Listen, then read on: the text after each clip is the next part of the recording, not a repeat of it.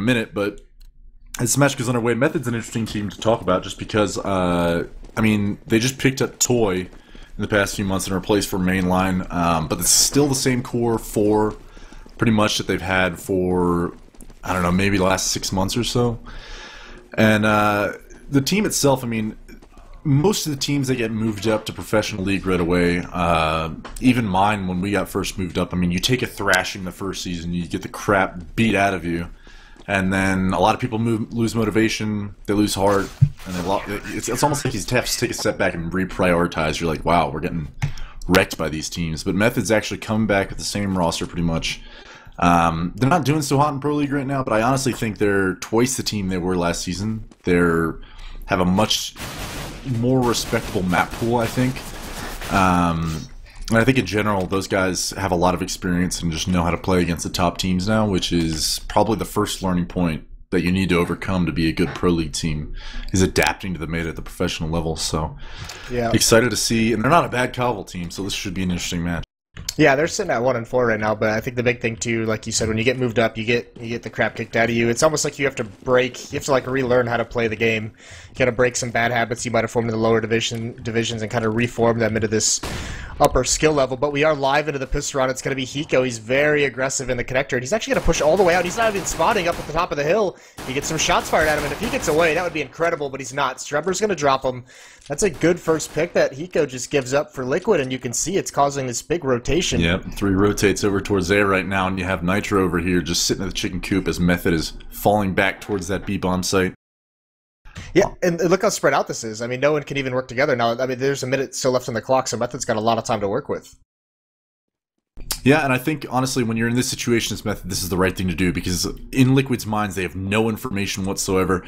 You have Fugly on the other side of the map trying to push A-holes and see if there's anything mid, and this is the window that they need to bust through right now, this timing, onto the B-bomb site, and it's all Nitro on this site trying to hold back, but Elige actually comes in to rescue him, takes down Ellie. Now it's a 4-on-4 situation. Justin taking down one, traded out for Strebber and Toy, and now stuck in a 2-on-3 is Justin and Silent, with Nitro still alive back in that chicken coop, and both these members of Method are stuck in drop.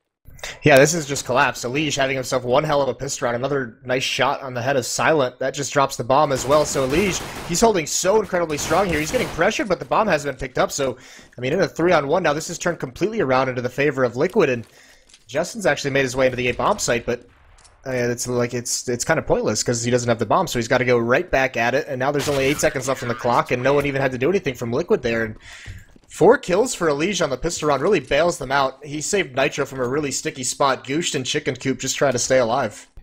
Yeah, it was a good job by him doing so, but Method had, I kind of was able to get it out in time, but had a very brief period of time when they had gotten that first kill onto Hiko over at A, and all of the Liquid members, with the exception of Nitro, rotated in. So you had one guy on the B-bomb site. 4 of your teammates are sitting right there, poised to strike, and they hesitated for a moment.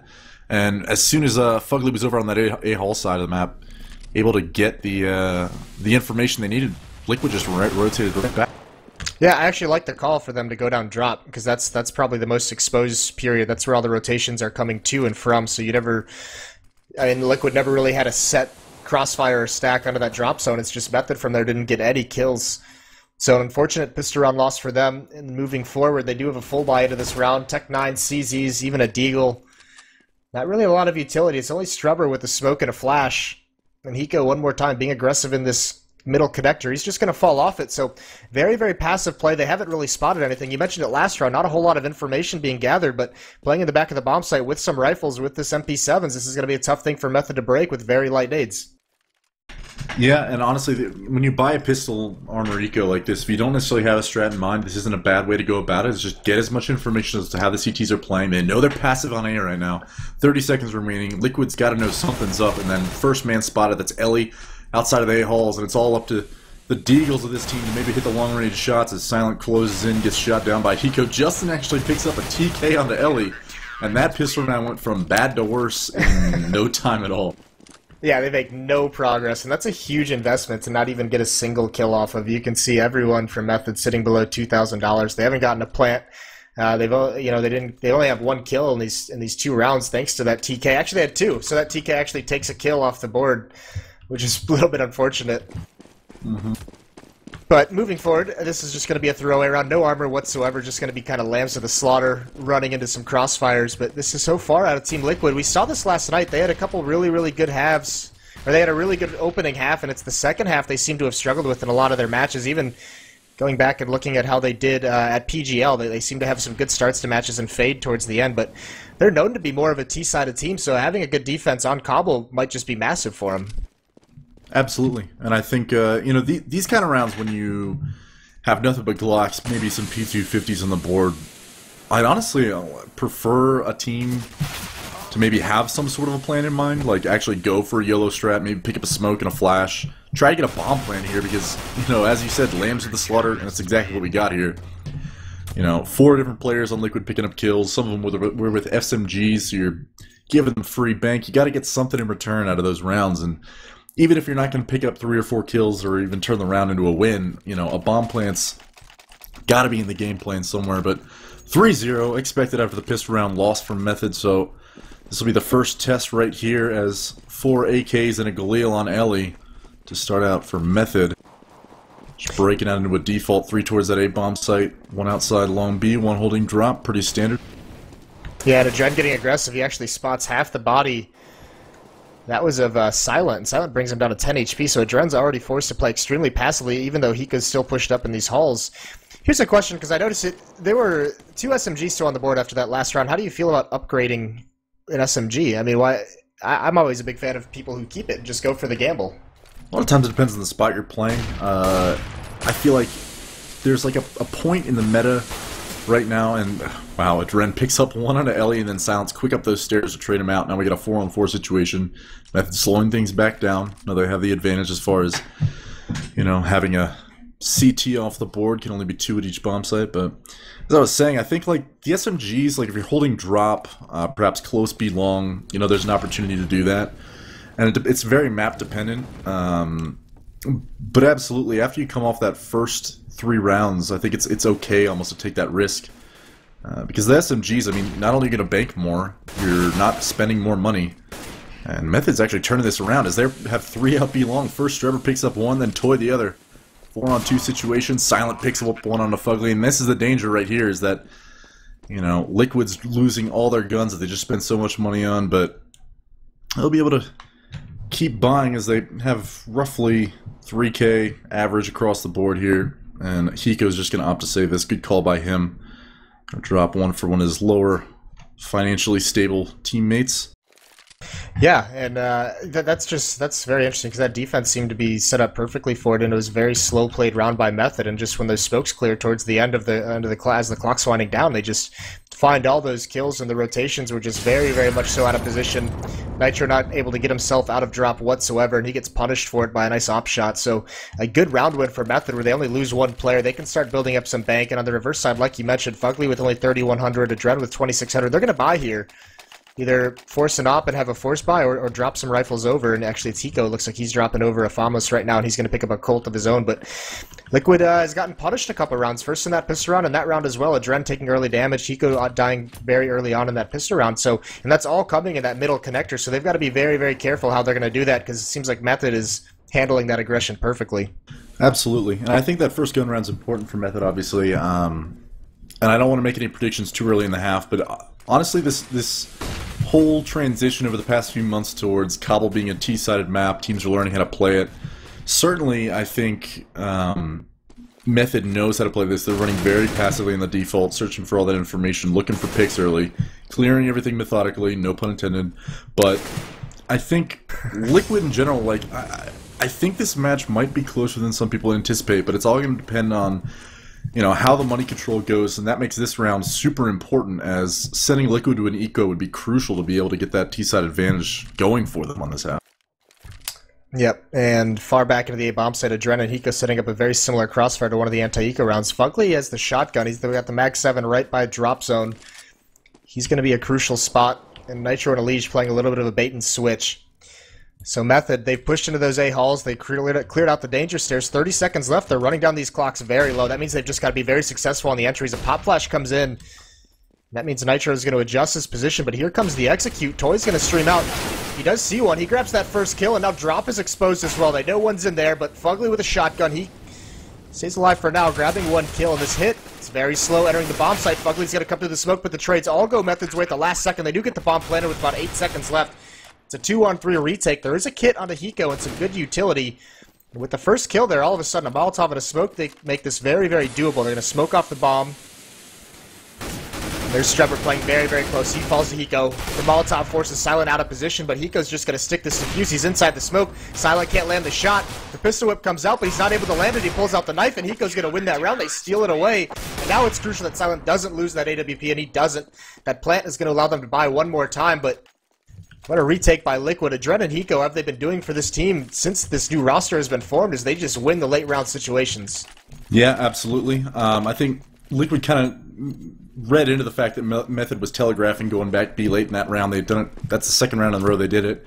But I think that retake kind of spells out some critical things that that Liquid has going for them. They have the clutch ability. They have the individual talent to do those sort of things. So Method, with some great entries and some great individual plays to open up that bomb site, but you know, missing some details. The really awkward plant spot obviously cost them the round ultimately. But they have the the financial advantage coming into this round. Working the default, I hope Nitro does pick up that kill onto Toy after pushing along B, getting a little disrespectful towards Method as they're absolutely making them play Liquid's game here, as they have 3 on the long B platform right now, and Method's default suddenly collapses around them. But as I was saying, I think Method just playing this slow game, feeling out how Liquid's playing, hitting a bomb site late is the absolute perfect way to play against a team that is going to play this way against you. Be aggressive, go for these early entries when they're low on money. So, well played by Nitro, and the call to push B plat was ingenious there, especially when Toy, they know he's been solo there every round. Yeah, I actually like that a lot, because there's times this Liquid lineup, dating back to when they were really, really struggling to be a top team, is just thinking that Nitro and Elige and Fugly, these guys aren't, they're aggressive players, and they weren't being aggressive enough. But here comes the hit. Hiko's going to spray one down just as the smoke plumes. The defense is holding strong with the Dren grabbing a nice headshot, and there's nowhere left for these remaining Method players to go. Strebber and Ellie, not much to do. Ellie just gets executed, and Strebber on the ramp. 15 seconds left. He is going to spray down Elige, but from here, he's just got to hope he can die, and Hiko takes him out. That's a 3K from Hiko, so big round coming out of him in the A hold. But that is the danger. I mean, if you're going to get pushed on different parts of the map, either A, you need to hold it, or B, you need to hit the other side of the map very quickly, because if you wait that long, Method left no mystery as to where they were going. After they had cleared long B platform, they took their sweet time getting up to the A bomb site, and they started walking in, and Liquid has 3 members on the site, one at APC, one on site, and then one at that cannon spot. And Liquid just mopping it up, really. I mean, the 4th rotator comes in as they're getting up mid-ramp. That should never happen, especially when you're not getting entries on the site. But Eco coming here out of Method. See if they can knock some guns down. Liquid's still not, entirely rich, so every gun that you knock out of their hands right now would be crucial towards the end game here. But doesn't look like they're going to get any here, as Justin, Toy, last man standing. Toy's sitting outside that B long. Justin falls to Hiko outside A long, and this round's all but over. Nitro takes down Toy. Yeah, that's gonna be the big thing here, because we've seen so far in these gun rounds, Method very much slow played. It's just very spread out, no real aggression until about 45 seconds or less on the clock. So if that's how it's going to be for the rest of this half, Liquid, being a smart team, with players like Hiko and Adren who are so experienced, they're going to read this very, very quickly. They're going to save their smokes. They're going to save their Molotovs for when the clock hits 40 seconds. And when Method's hitting, they're going to have so many things they have to run through in these choke points, and that's going to be detrimental. So I think at some point they're going to have to pick up the pace and see if they can get in somewhere early on. Absolutely. I mean, if you look at mid right now, there's one player at long A hold. Method came over here, they threw one flashbang at B. There's suddenly 3 people on the site, including Adren the Opper, with leaving Hiko literally alone at A. And now there's all 5 people, there's 2 in connector, but they're all B side. They know it's coming. They've heard all the steps that Method's been, making it this long B plat. Justin swinging out. Strebber actually picks up 2. Now you're on a 2-on-1 situation, and Method, against all odds, just came into a stacked bomb site and destroyed everybody. Fugly on 6 HP and a 1-on-2. Justin's going to take him out. That's 3 for him on the round. Too late for them to salvage this now. Yeah, you said it. That was just the unlikeliest of situations for Method to pull a round out. They had some really nice flashbangs that came in at crucial moments that blinded the defense. So some very, very nice nade work from Method kind of breaks open that stack. But still, you got to say Liquid read that very, very well. And those kind of rounds aren't going to go your way every single time. So nicely done for Method. Now they have the op on silent. Dread has picked one up as well, and he's going to go over towards this B bomb site again. And same kind of defense we just saw. 4 members for Liquid over towards the B bomb site. Only Hiko pushing up in these A halls, and it's that standard default, very far back from Method. Yeah, and this default that's been working for Method to some extent. You know, they're working in this A halls right here. I believe it's Justin silent holding mid, and Toy sitting outside B long. They're spread out. The problem with this is that when you're clearing different parts of the map and you're letting them know your presence is there, at some point you got to make your presence known to the other side of the map. I mean, we saw it last time when Toy was taken out at Long B plat when they did the 3 Long B plat push. Instantly, Liquid knows exactly where you're going. If you're not, you know, pressuring them on the other side of the map, the site anchors aren't going to move. They're not going to go anywhere. And so they're keeping 2 on A bomb site right now. No rotations have come in, so Method's doing fine with it right now. Bomb sitting in the connector. Ooh. Fugly had a reverse boost going on, and he tries to find the timing. It was actually perfect, but he just misses the shot just a little bit. So he's got to be forced back. He was kind of in a great position to gather information, but 4 members heading over towards the B bomb site. Elige looking over the smoke. He grabs the first kill. He drops the flashbang right behind him. He blinds him, but Adren saves his life with a nice op shot onto Toy. Still 2 members left, but this attack has been stalled out. Now Elige playing around this box. He's still sprayed one more down, and he's still alive. They can't kill him. They can't move forward whatsoever. This Fugly's going to come over and start cleaning things up. Sprays down those 2 remaining members. Nice aggression from Elige. Cleans that up. That's gotta be so frustrating, man. Elige just toying with him behind the Long B plat box. You know, that guy, generally speaking, you expect him to get a kill or 2, and then ultimately is expendable at that point. He's done his job. He's delayed the rush. He's gotten some entry kills for the CT side. But when you're in a position there when your whole team is stuck behind a smoke behind you, 3 of your guys just ran out with no flashbangs, your team's blind, one by one you're being taken out, not only by the op or Dren, hitting a nice shot on the Long B plat, ultimately saving Elige, allows Elige to pick up a second kill there. And I think in general, like, when you're kind of going back to what I was saying earlier, you know, you haven't expended their throws, you're not making, like, Toy is not making any noise at Long B. He's just sitting outside there. They're, like you said earlier, they're saving their smokes, they're saving their mollies, they're saving their throws. You gotta start to bait these things out because, you know, when it comes time to actually execute on the bomb site, Method's running into a brick wall. Yeah, or even, you know, just a smoke wall, or a firewall. Just every kind of wall imaginable is being put up by Liquid. A wall of light. Champions of light. Now, here's a little bit of aggression with 2 pistols, but it's only 2 members coming through it, and Elige's going to spray it on both of them. A third comes out, baits the reload, but the remaining members coming out of drop. Justin does grab one before getting cleaned out. So a little bit of damage dealt to Liquid here in this round, but no big deal. Nitro sweeps up the last 2. He has 3 total on the round.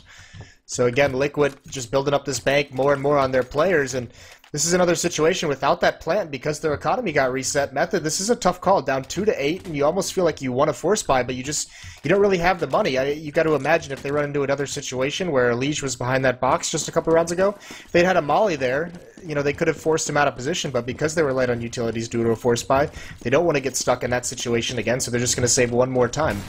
Yeah, and I think this is, you know, buying some decent pistols is a good call here, but they're spread across the map. They're going into this slow, kind of almost timid, almost, you know, I'm not going to say scared, but definitely hesitant. Well, as I say that, Silent picks up one onto a Dren as they fast rush up mid with a flashbang. And now they're all grouped up towards mid. You know, send all 5 people towards a bomb site. Let's see if you can knock some guns out of Liquid's hands. Silent's got the op now. See if you can work a pick with it. I think, you know, at the 2 different points in this match when Method had a chance to really hurt Liquid's bank, force him to an eco, were the 2 rounds that they won, and they failed to convert just because of Liquid's aggression. You got to give back to them at this point because they know at this point that, you know, they can hold on to those throws. They can play passive in the bomb sites. They can wait for an execute. Punish them for that. Yeah, and I think this eco might be the chance for them to kind of put Liquid back in their place. Yeah, and now, well, you look at the stack too. Liquid 3 members over towards the A bomb site because Elige is fully pushed up into B. Finally, they don't have any presence over towards that B bomb site, and Liquid's just going to exploit it.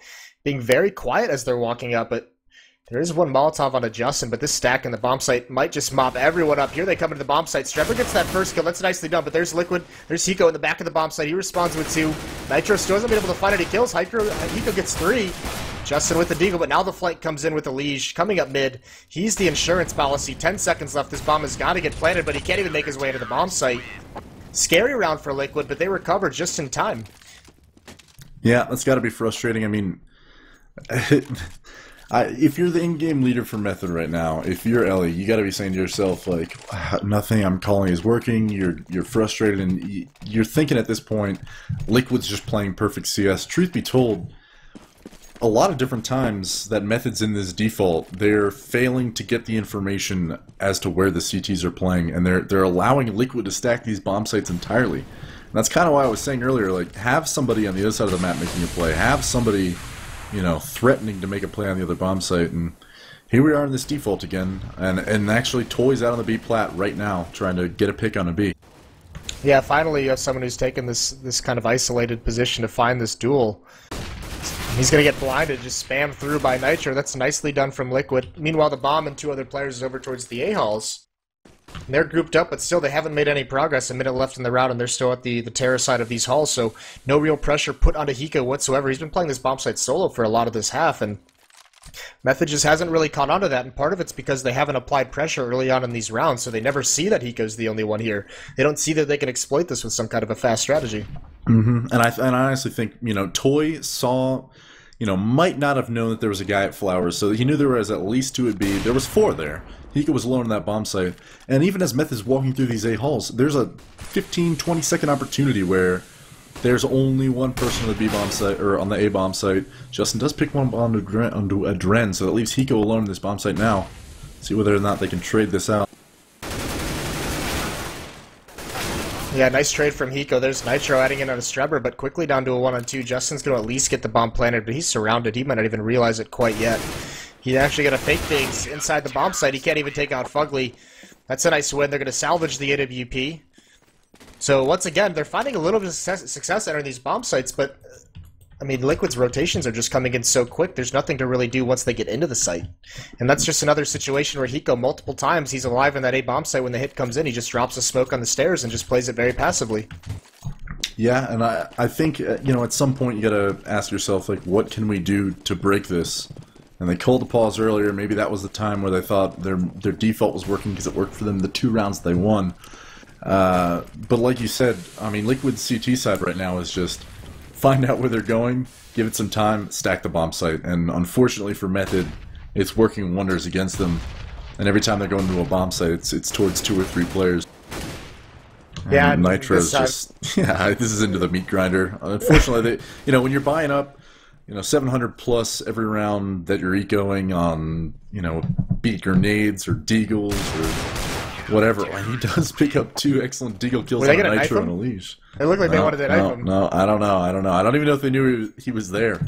But it's 11-2 at this point, you know, so you got to call something. You got to find any way, do anything to get this to be an 11-4 half to have any sort of a fighting chance to make this close. And I think at this point, you know, Method still has that op on silent.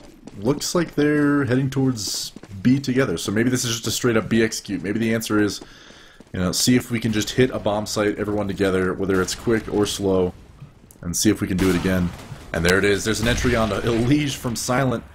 And that's exactly what they needed, is some sort of an entry. And Adren does trade it out, but now there's 3 players towards this B bomb site. One of which is on that B plat. Fugly picks up 1 at drop and then is dropped himself. 3-on-3 situation now. Justin picking 1 up onto Adren. And all that's left is Hiko in a 1v3 situation, coming in through those connector doors, and he has it all to do now. As Toy is low, and Justin's shooting at his teammate, so they just take some damage from each other right there. But they're set up perfectly to defend this clutch attempt at a Hiko. See whether or not... Well, he does pick up 1 on a Toy.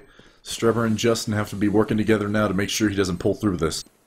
Yeah, and this is just a situation Hiko's known for these. How many times have we seen him win clutches when everything's turned against him? And this might just be too difficult. 1 swings out, but 1's coming behind. Hiko grabs 2 of the 3, but Justin cleans him out. Fast B play does work out in the end.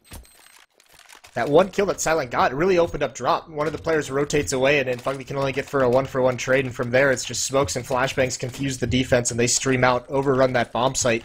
So that's the third round for Method. Like you said, they have to get up towards 4 because 3 is just not enough of a window. And what's actually very interesting is Liquid's been on a 5-round win streak before losing that round, and they're already forced. I mean, it's the last round, so they're buying up whatever they can. But I mean, if you look at this buy, it's really not that strong for having won 5 rounds in a row. So Method actually been able to do some good damage during that streak, just haven't been able to close a round out until just then. Yeah, absolutely. And they have 2 guys above drop right now, 3 outside long B. Twice now the B execute has worked for them, so they're going to try one last time.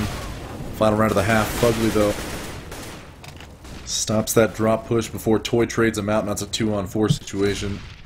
See if Silent can get a pick with that up, but it's looking all too grim. Yeah, it doesn't even really matter. That was a nice crossfire setup, and Method goes right back to what worked that round, because why not? It's the only thing they really had success with, and this time Liquid adapts. They put 2 players underneath drop and just mow them down. So a good crossfire setup. Silent hasn't even really been able to get into the action. You can see he hasn't shot a bullet quite yet with this AWP, already down to 24 health, and he does spot one up on the platform, but he doesn't land the shot, and Alicia is just going to clean him out. So that's going to be the first half over towards Liquid. It was quite the half from Hiko, who had 18 kills, largely playing solo. Didn't really feel too much pressure on him whatsoever. And you got to think, that could have been a completely different half off the back of that pistol round we talked about. If you think way back, I mean, that pistol round was largely in the favor of Method in a great situation, and somehow Elige with a 4 kill just pulls him right back into it. So a dominant defense from Liquid. And now they're going to be at the terrace half, and they're just so scary on this side. This is where they have that, that aggressive front line of Fugly, of Elige, of Nitro, and they're just going to enter into the bomb sites and allow Jarena and Hiko to play passively and win the situationals. Yeah, unfortunately for Method, Liquid can do absolutely whatever they want on their T side right now. So I think, I've been underscoring the fact that Method maybe is playing timid and failing to execute on the bomb sites in a timely manner, and, things like that. But hats off to Liquid. I mean, they've been playing lights out at each bomb site. Their rotations never made a mistake with them. And I think ultimately, kind of like you said, Hiko being left alone on that A bomb site, and the few rounds that they went towards that A bomb site never really put a lot of pressure on them. And I think, being able to mount those kills early and just shut down, any sort of aggression over there made Method even more scared to go back there again. So even though they were only playing Hiko there, they were still felt as though their hand was forced towards the B side of the map. Yeah, this is actually really cool because I know Liquid, you were the coach of the national team who's currently in TWC, the coach who kind of put together the roster. I'm assuming Liquid members chose not to go in order to prepare for the major? Correct. So Cloud9's in Australia, Liquid didn't want to go, so... Yeah. Well, here's my point is that Liquid, now that they're not going to this event, they're actually just here to prepare. They're staying at home as a team to prepare for the major. They want to get as much practice in as possible. And we've talked about them looking very positive, being on the upswing, looking very, very good as a squad. And this is a team that right now, if all things keep the same, they're going to be on a huge upswing heading into Cluj. Absolutely. I think they even got some time off. They actually stayed in Europe after the Stockholm qualifiers. A handful of them did it. I believe Fugly, Adren, and Hiko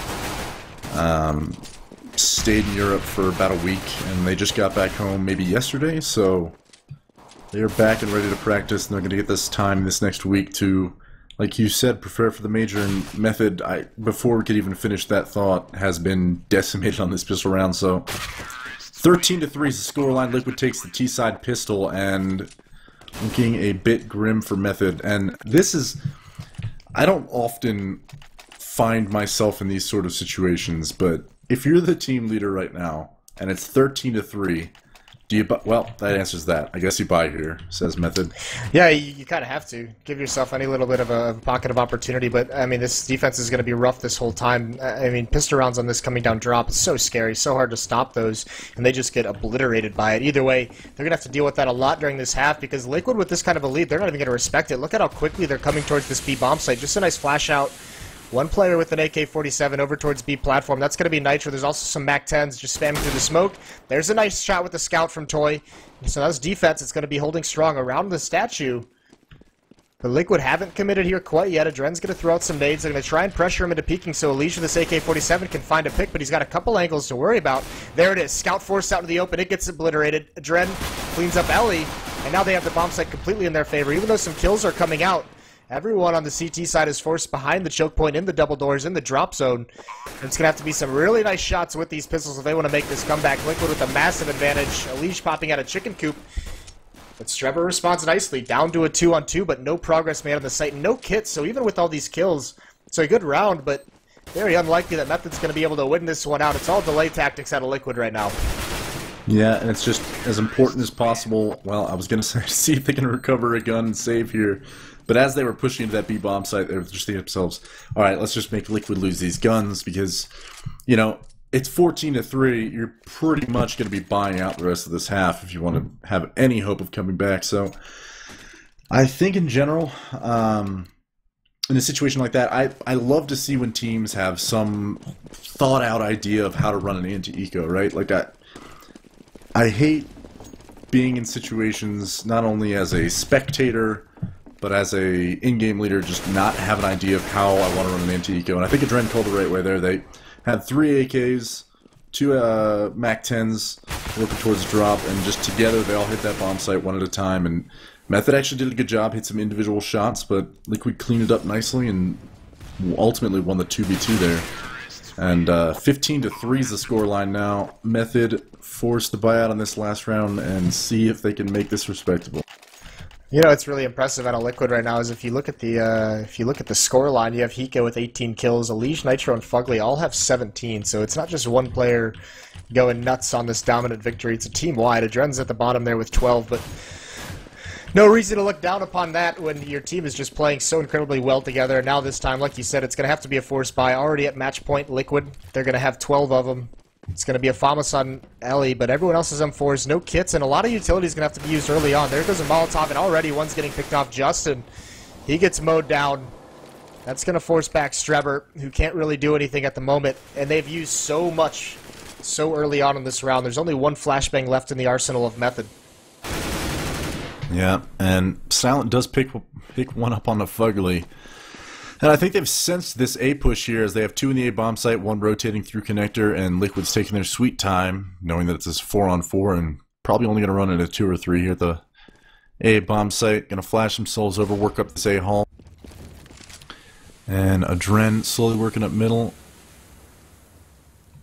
Holds at the mid wall there, and I honestly think, you know, that kill from Toy right there might be the opportunity. Yep, there it is. Ellie onto Elige, and now all up to Hiko in a 1v3. Picks up 1.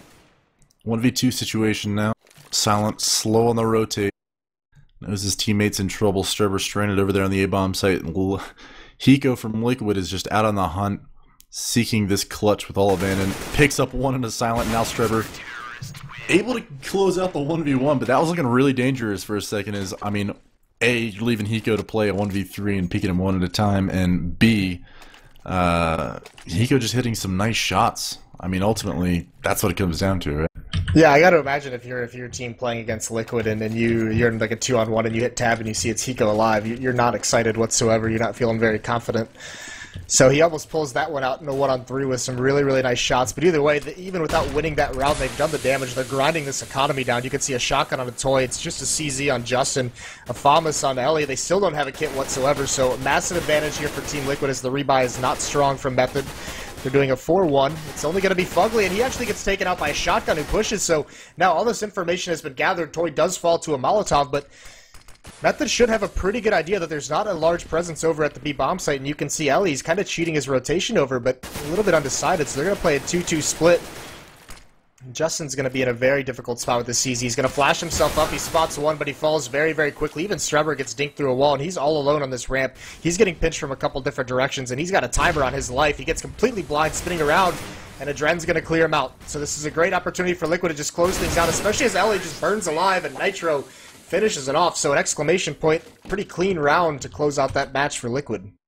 Yep, and that's just a feel-good match right there. I believe they're playing again next, but honestly, when you're in that kind of a situation with, you know, having to play a top-tier team on maybe a map that they're not super comfortable with. I don't know whether or not Method considers Cowboy one of their better maps, but definitely when they're playing their game on point and able to kind of make you play the way that they want you to, it's got to be frustrating. I'm not gonna, say they're on tilt, but tell you what, man, I would be if I were them. I mean, just a real struggle across the board to get anything done on that T side. Yeah, well, what's really tough about it as well is, I mean, just last night, dating back to last night's matches, they lost to Liquid on Overpass last night. They lost to NME 16-7, so they've had a couple really, really rough matches. That puts them on a 4-map losing streak at the moment. So yeah, they've got some things to figure out, and that beatdown certainly isn't going to help them find anything, but they're going to have to put something together in these upcoming days. Either way, we're going to take a little bit of a break. It is going to be, I believe it's a doubleheader, so you're going to see Liquid again right after the break. That's going to be against Follow Esports, and that's going to be on DE Overpass, which they just played last night, so we're going to see them a second time there. And we'll bring that to you around 15 minutes from now when we come back from the break. And find a one-on-one against Hiko. I think he's going to be very, very happy with taking that battle. So that's going to be the interesting part to me, is watching Desi and Hiko battle it out over towards that B bomb site if Desi decides to try and flank. Absolutely.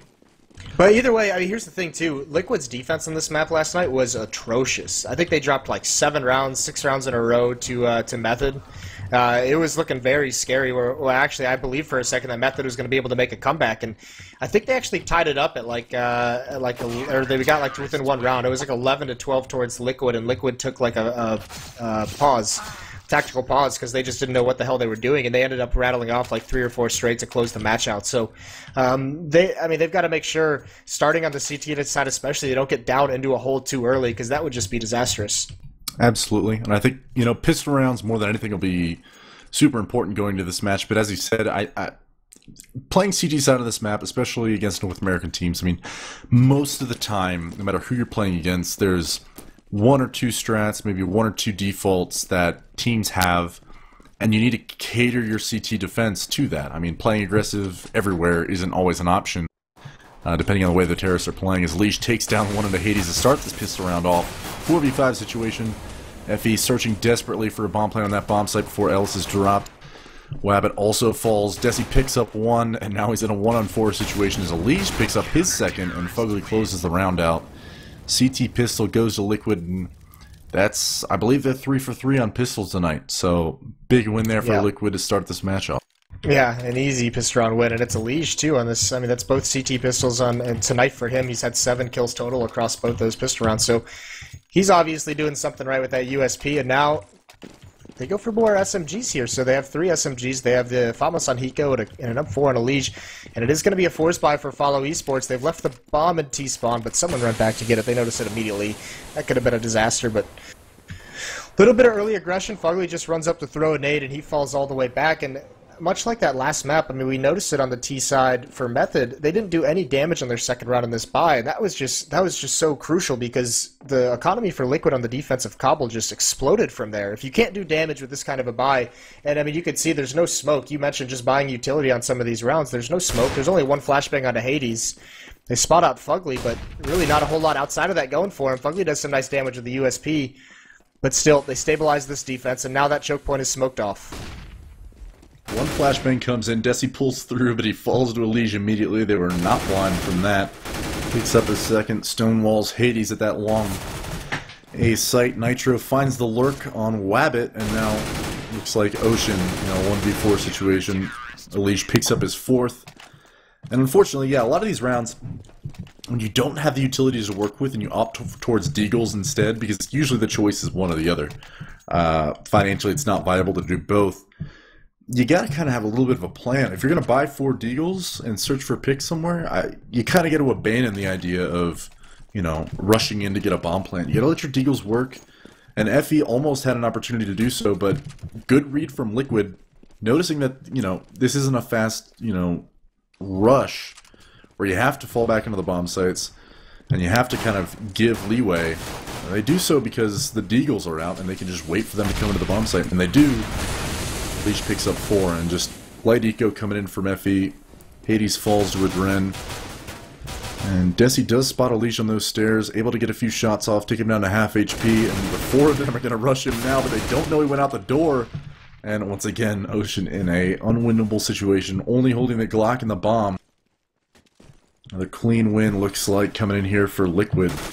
Yeah, it's just a slaughter. Alicia's just farming at the moment, and even Fugly's going to get that kill towards the end. But yeah, you said it with those deagles. If you're not gonna, with no smokes invested, and you're pretty much relying on a pick coming out of those deagles, and if you don't find those picks on the second or third rounds, I mean, you're just forced into taking a bomb site, trying to enter the deagle, and that's not where its specialty lies. So 2 rounds now go the way of Team Liquid after winning that pistol round. No upgrade out of Hiko. He's still got the FAMAS, but M4's across the board otherwise. Only an op brought out onto Wabbit. We mentioned this is the important player. He's got to do some damage with this weapon, and he's got a good chance here as he doesn't have a counterpart on the CT side with that. But look at the aggression up towards Party.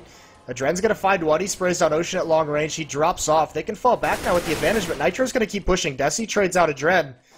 But Nitro's got a beautiful position, and Desi's not ready for it. He spins, he does some damage down to 20 HP as Nitro. He's going to be able to fall away, though, and there's no one there to trade that out. Now there's complete control of bathrooms for Team Liquid, and Follow Esports, with no map control, they're forced to go over towards this B bomb site where Hiko and Elige are ready and waiting.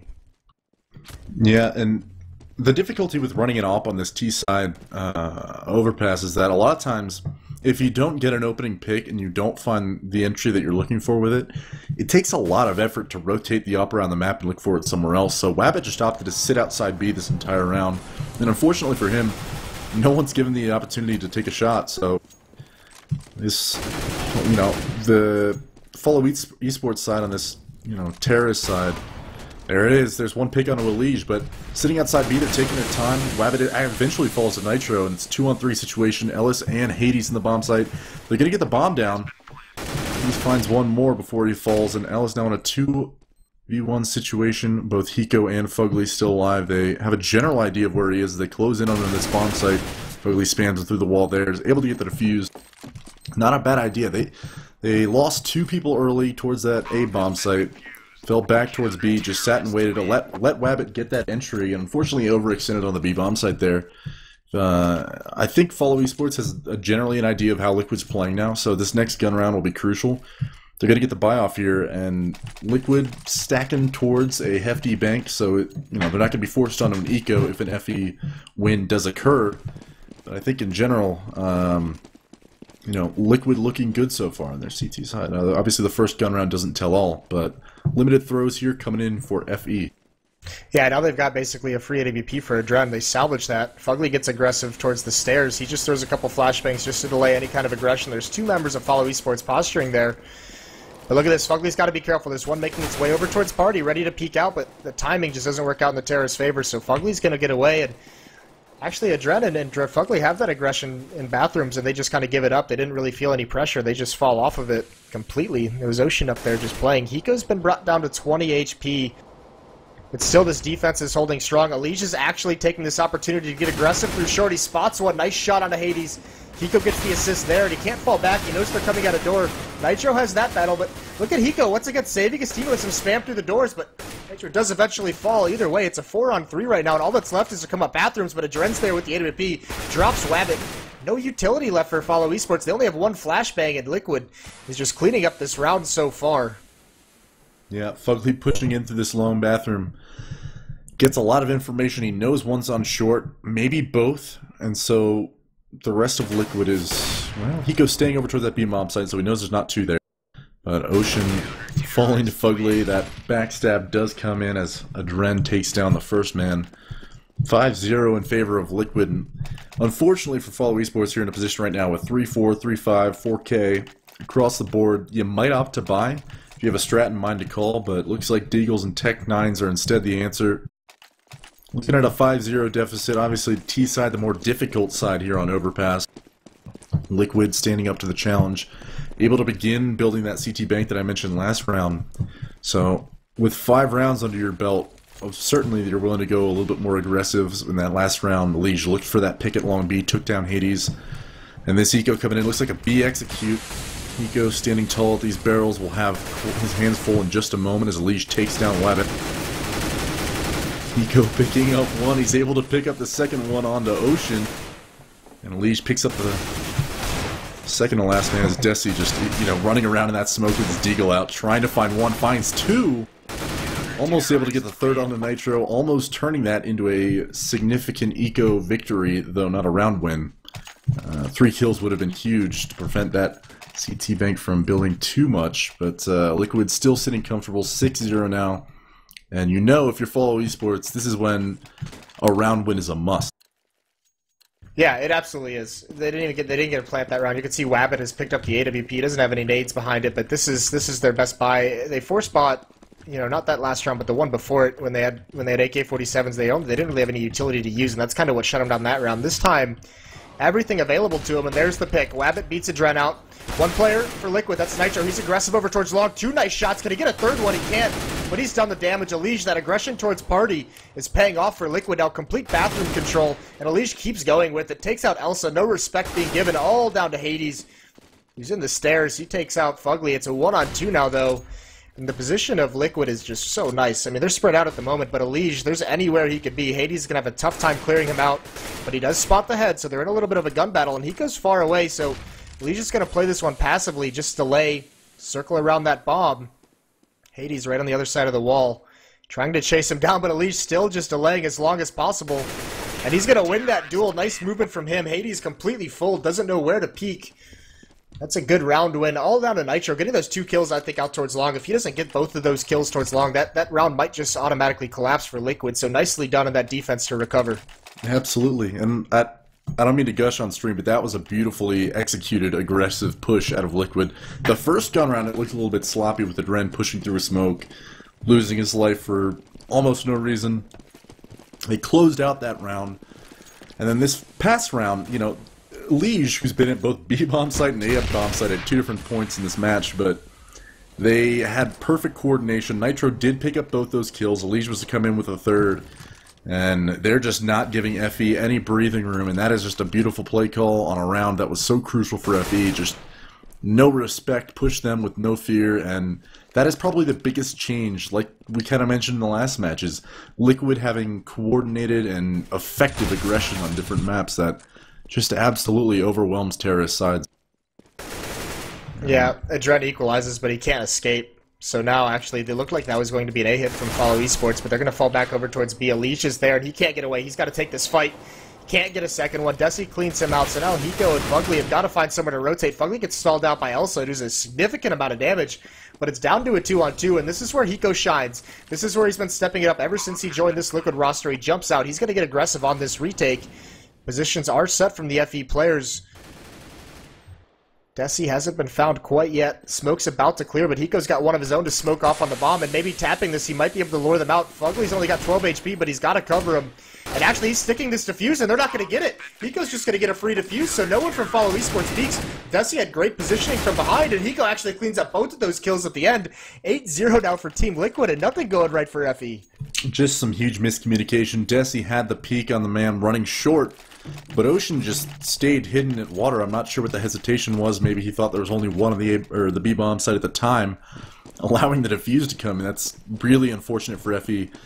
There was 2 different slip-ups that round. That wasn't the first. Ellis on the A-bomb site, who seemingly whiffed half a clip onto Fugly. Yeah. I'm not really sure what happened there, but you know, when you're down 7-0, obviously the pressure's mounted. You know, your backs are up against the wall, for lack of a better term. I'm not sure, but Liquid is really taking it to them at this point, and FE's not playing bad Counterstrike. They're getting the entries, they're reducing numbers on the Liquid side, but Liquid, again, just not giving them room to work.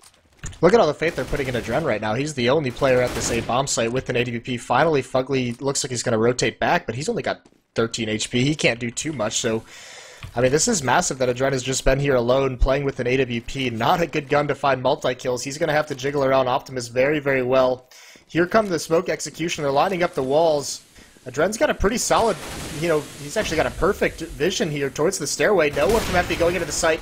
Nitro nades one down, so there's Adren. Jumping shot. He gets the leg onto Elsa. But this bomb is going to get planted into a 3-on-3, so it's another retake situation for Liquid, and they just come storming up these stairs. Elsa's got good position over by Bank. He clears out Elige for free. And it's just down to Fugly and Hiko. They know one's over towards Bank. They've got to be cautious of that. Hiko can't land the shot. There it is. He sprays him down finally. Both members Over towards long, and that's going to be Ocean. He gets the first kill, and now they can just double up. Wabbit can just bait. Hiko's got to come deal with this, and he's going to turn the corner. He's going to spray down the first one. He finds a one-on-one with the Deagle. He gets it. He gets the one dig, and he's going to get the defuse. So another clutch round for Hiko. I mean, I don't know what you one of these matches, whether I'm watching, casting, scouting against Liquid. I don't know, man. I just expect Hiko at some point in time. I'm like, this is unwinnable. Like, he's gonna lose this one, unfortunately. But even when he loses his clutches, they're close as hell. And that one just went his way. I'm thinking when he pulls out that deagle, there's no way he's gonna get this one dig. Unfortunate. It was a good effort, and then he just silences all doubt in my mind. Wins the round for Liquid, and that would have been a great round for Liquid to lose. But unfortunately, they're just playing this too well at this point. Yeah, that's and there's insane. the aggression again, sir? Adren again on the fountain. Dear Lord, I forgot how to cast. Liquid playing beautifully, up numbers already. Firmly planted in this bathroom is Nitro, and he's about to wake up to Ellis, takes him down. 5v3 situation now, and Liquid, I can't stress how pressured FE must be to make something happen on every single part of the map. Like, they're pushing things into the aggression, and they're just losing gunfights. And 9-0 now. Yeah, I mean, even with these clutches going the way of Team Liquid, this so far has been won and lost by the bathroom aggression from Team Liquid, because Follow Esports haven't been able to neutralize that, and when they do, they lose 3 players to it. I mean, that's kind of what's really, really hurting them at the moment. I mean, Hiko hitting 1 deeks, it doesn't hurt, because it's the best feeling in the world when you win a clutch with a 1 deek to cap it all off, and Hiko's now going to swing out. He spots the leg, he gets baited into some shots, and there's Ocean and Haiti to clean him up. He's got the information. Alicia's still playing behind this bomb site, playing it a little bit of a passive retake, but no worries there, because Adren, Nitro, and Fugly each get 1 kill to close things out. 2 in the round for Nitro, 2 for Adren. This is 10-0 now. This defense is completely different than the one we saw last night. Liquid is just beasting at the moment. Yeah, there was a time. Remember this time when Hiko makes his comeback and everyone was questioning, saying Hiko's overrated and not good enough to play anymore. Yeah, I think right now Hiko's feeling the adrenaline pumping through his veins. Way to bring it full circle. Chat. Absolutely. 10-0 now. I did not see the scoreline coming, especially, the way that Liquid was pushing and was taking these gambles, and they weren't always paying off at the beginning of the match. Well, they've seemed to have found their groove. It's 10-0 now. FE on another eco.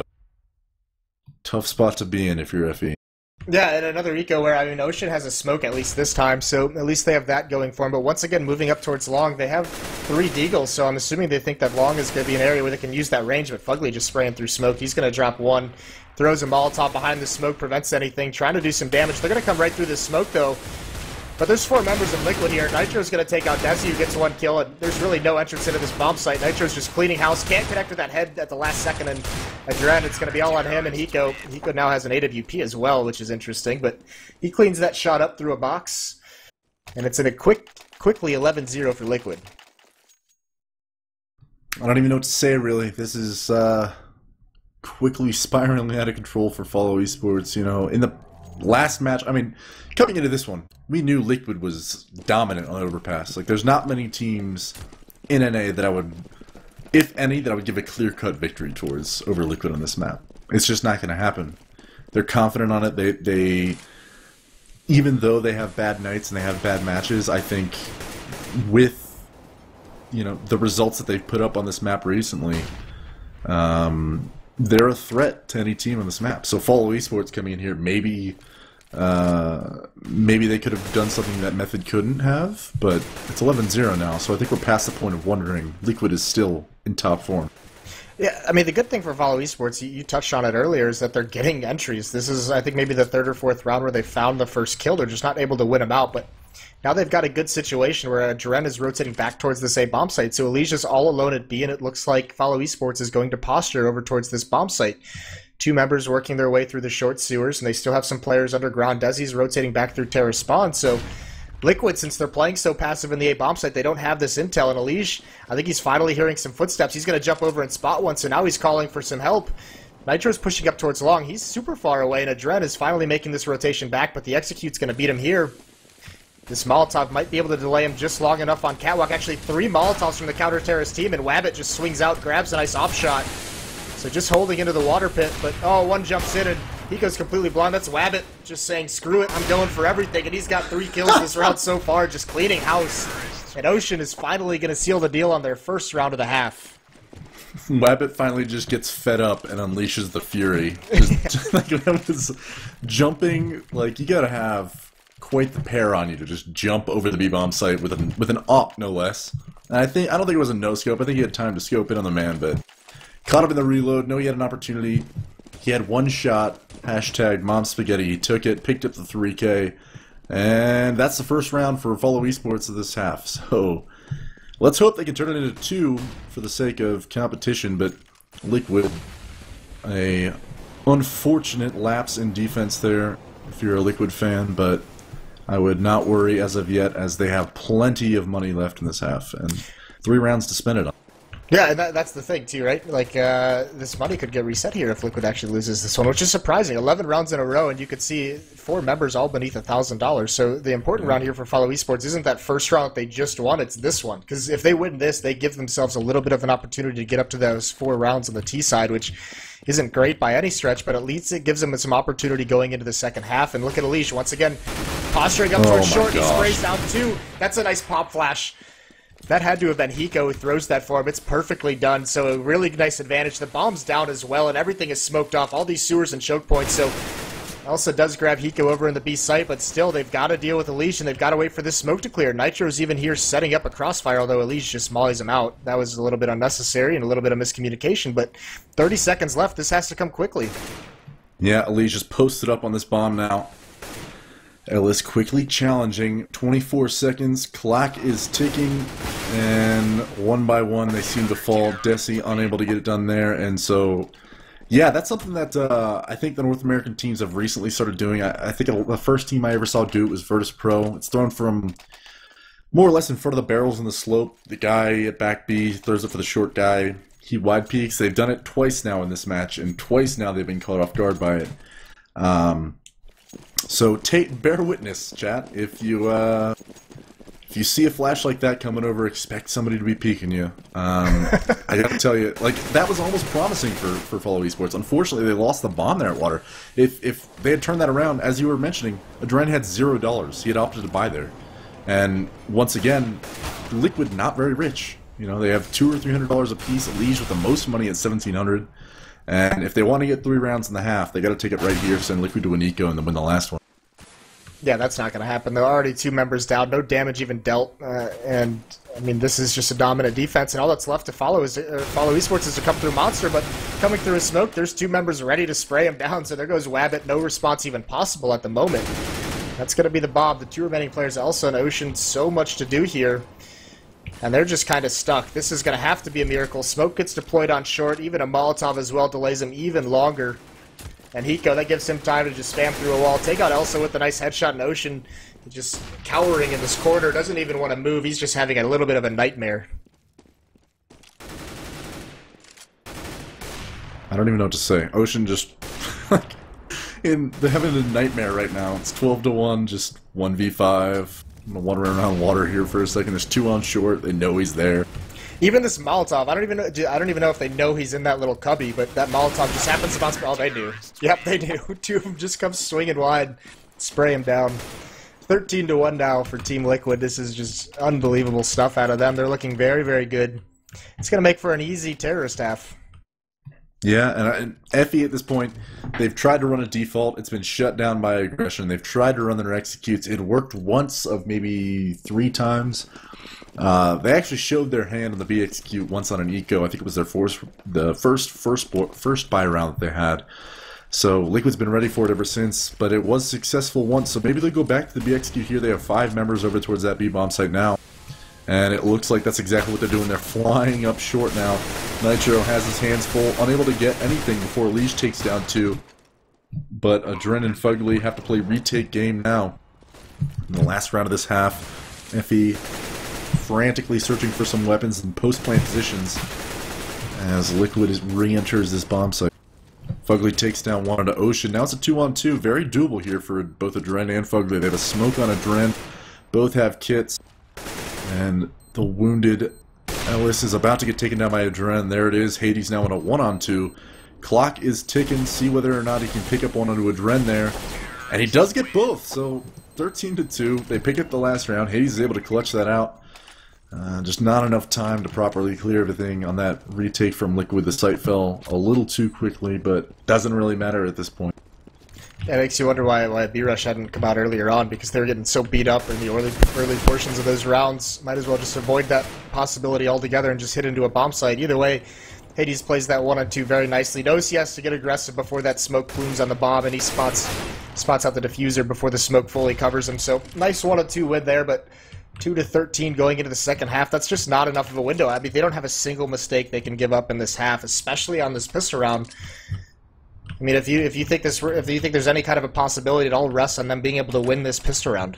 I've seen a 13-2 comeback before, on this very same map, actually. Yeah, well, we've all seen one. I was referencing a. Never mind. What were I was you trying to float my own boat. Did you make a 13-2 comeback on this map? Yeah, we played Nylum last season on this map and came back on our T side to win 16-13. I don't think FE's going to do that, though. Yeah, I'm the only one allowed to live in the past here, Lex. It was a few months ago.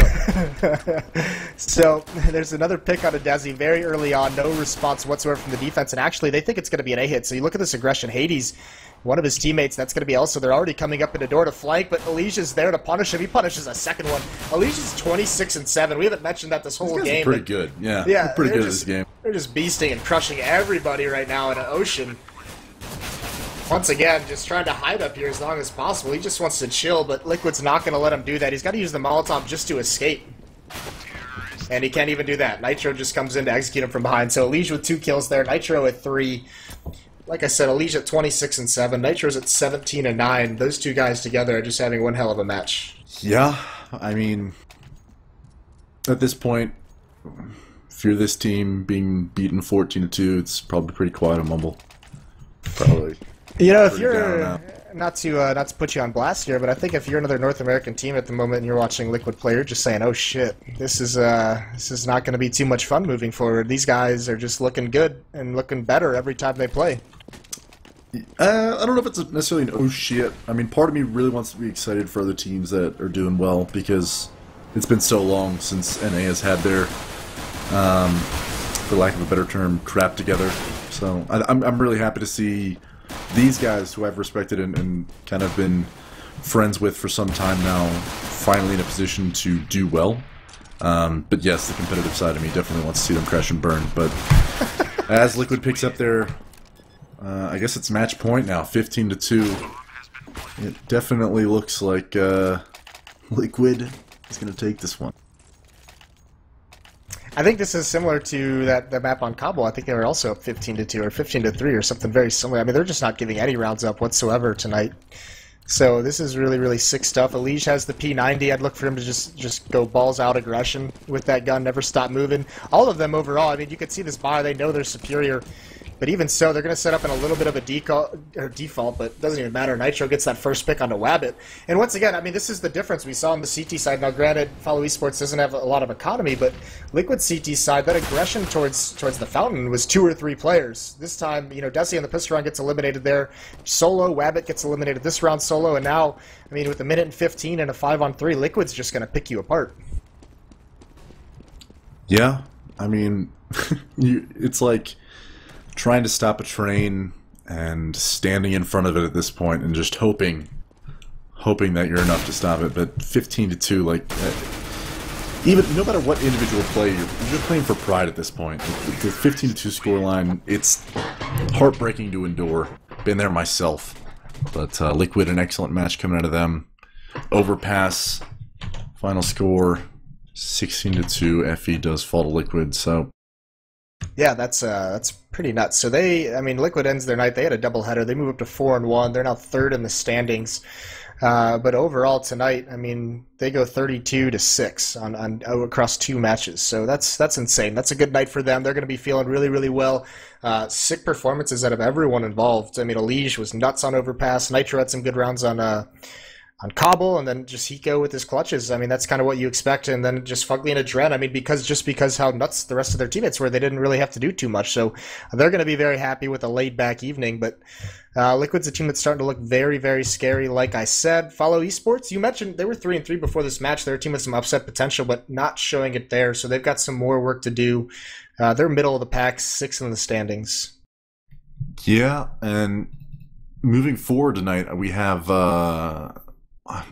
FE's not done. They have play Enemy GG later tonight, and then Method, who we just saw playing Liquid on Cobble, is actually going to be playing against Enemy as well. So that map is also on Cobble. Enemy had the benefit of being able to see Method play Liquid on this map, and now they're going to have, these are two different teams where I think the next two matches on the night are going to be really close. Follow Esports, Method, and Enemy are all 3 up-and-coming teams. 2 of them are move-ups. 1 of them was relegated back into professional. So expecting, I think, maybe Enemy to pick up some victories here tonight, but we'll see whether or not Method and FE can maybe play the upset. I'm not sure where you would rank these guys, Moses, as far as likely favorites, but... We'll see. It's tough. It goes like night to night for me. These are teams. I think at the bottom, the biggest trouble with new teams into the league is also consistency. And Enemy last night, we've seen them have some atrocious matches, and then last night they came out and just stomped teams. Actually, it was both of these teams.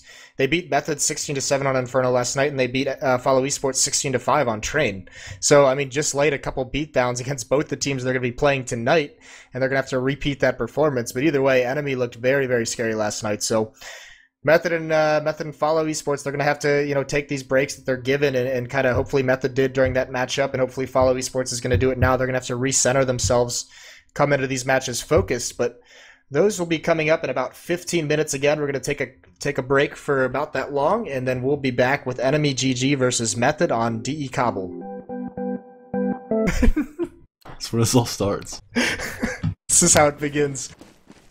Anyway, get live into this knife round. Yeah, take it away. Yeah, where do we go from here? We just lost it. We're broken. But either way, knife round, and that's going to be very interesting to see with Enemy what side they decide to start on. For me, at least, just based on how strong their defense was last night. And actually, this is like the most tactical. This is like a 300. You can see the CTs in that tight choke point, like try to reduce the numbers of their opponents. The strategery of the knife round here is coming into big effect. Method holding the line, but Enemy has no fear. And Method wins. Relics? Skylar? Hello? Enemy had that one guy who came in for the flank down the danger stairs. He's I forget his name in the movie or in the story. The one that betrays the crippled dude, yeah, who betrays him and gives away the secret path through the mountains. You're not calling somebody deformed on Enemy, are you? No. I'm just saying. You better not be. They took their eye off the flank and then just let it go, but it's unfortunate. Spartans. So Method CT side now. Here you go. Change of pace for Method. Started on the T side versus Liquid. Now Enemy in similar circumstances to Method on the last map. CT pistol round for Method. Take it away, Moses. Yeah, this is going to be cool because we didn't get to see Method CT side whatsoever, obviously, against Liquid. So starting off here, this is going to be a stack towards... we did see their pistol round, and what they got brutalized on was Liquid just did a fast rush into drop it. I mean, Enemy's going the complete opposite direction. Justin's getting tagged, he's slowed down. He's not going to be able to make it all the way up, so they're just going to chase him down. He can't land a shot before he gets dropped by Relics. But now the CTs, they've got to get out of this choke point. Strebber finds an opening kill, and 2 players have streamed off the balcony, but still, kills being traded across the board until finally Method comes out on top with 2 in a row. It's going to be a 3-on-2. The bomb is in the site, but already encircling like sharks. Toy gets dropped by Kusta. Now they kind of have this bomb site completely to themselves.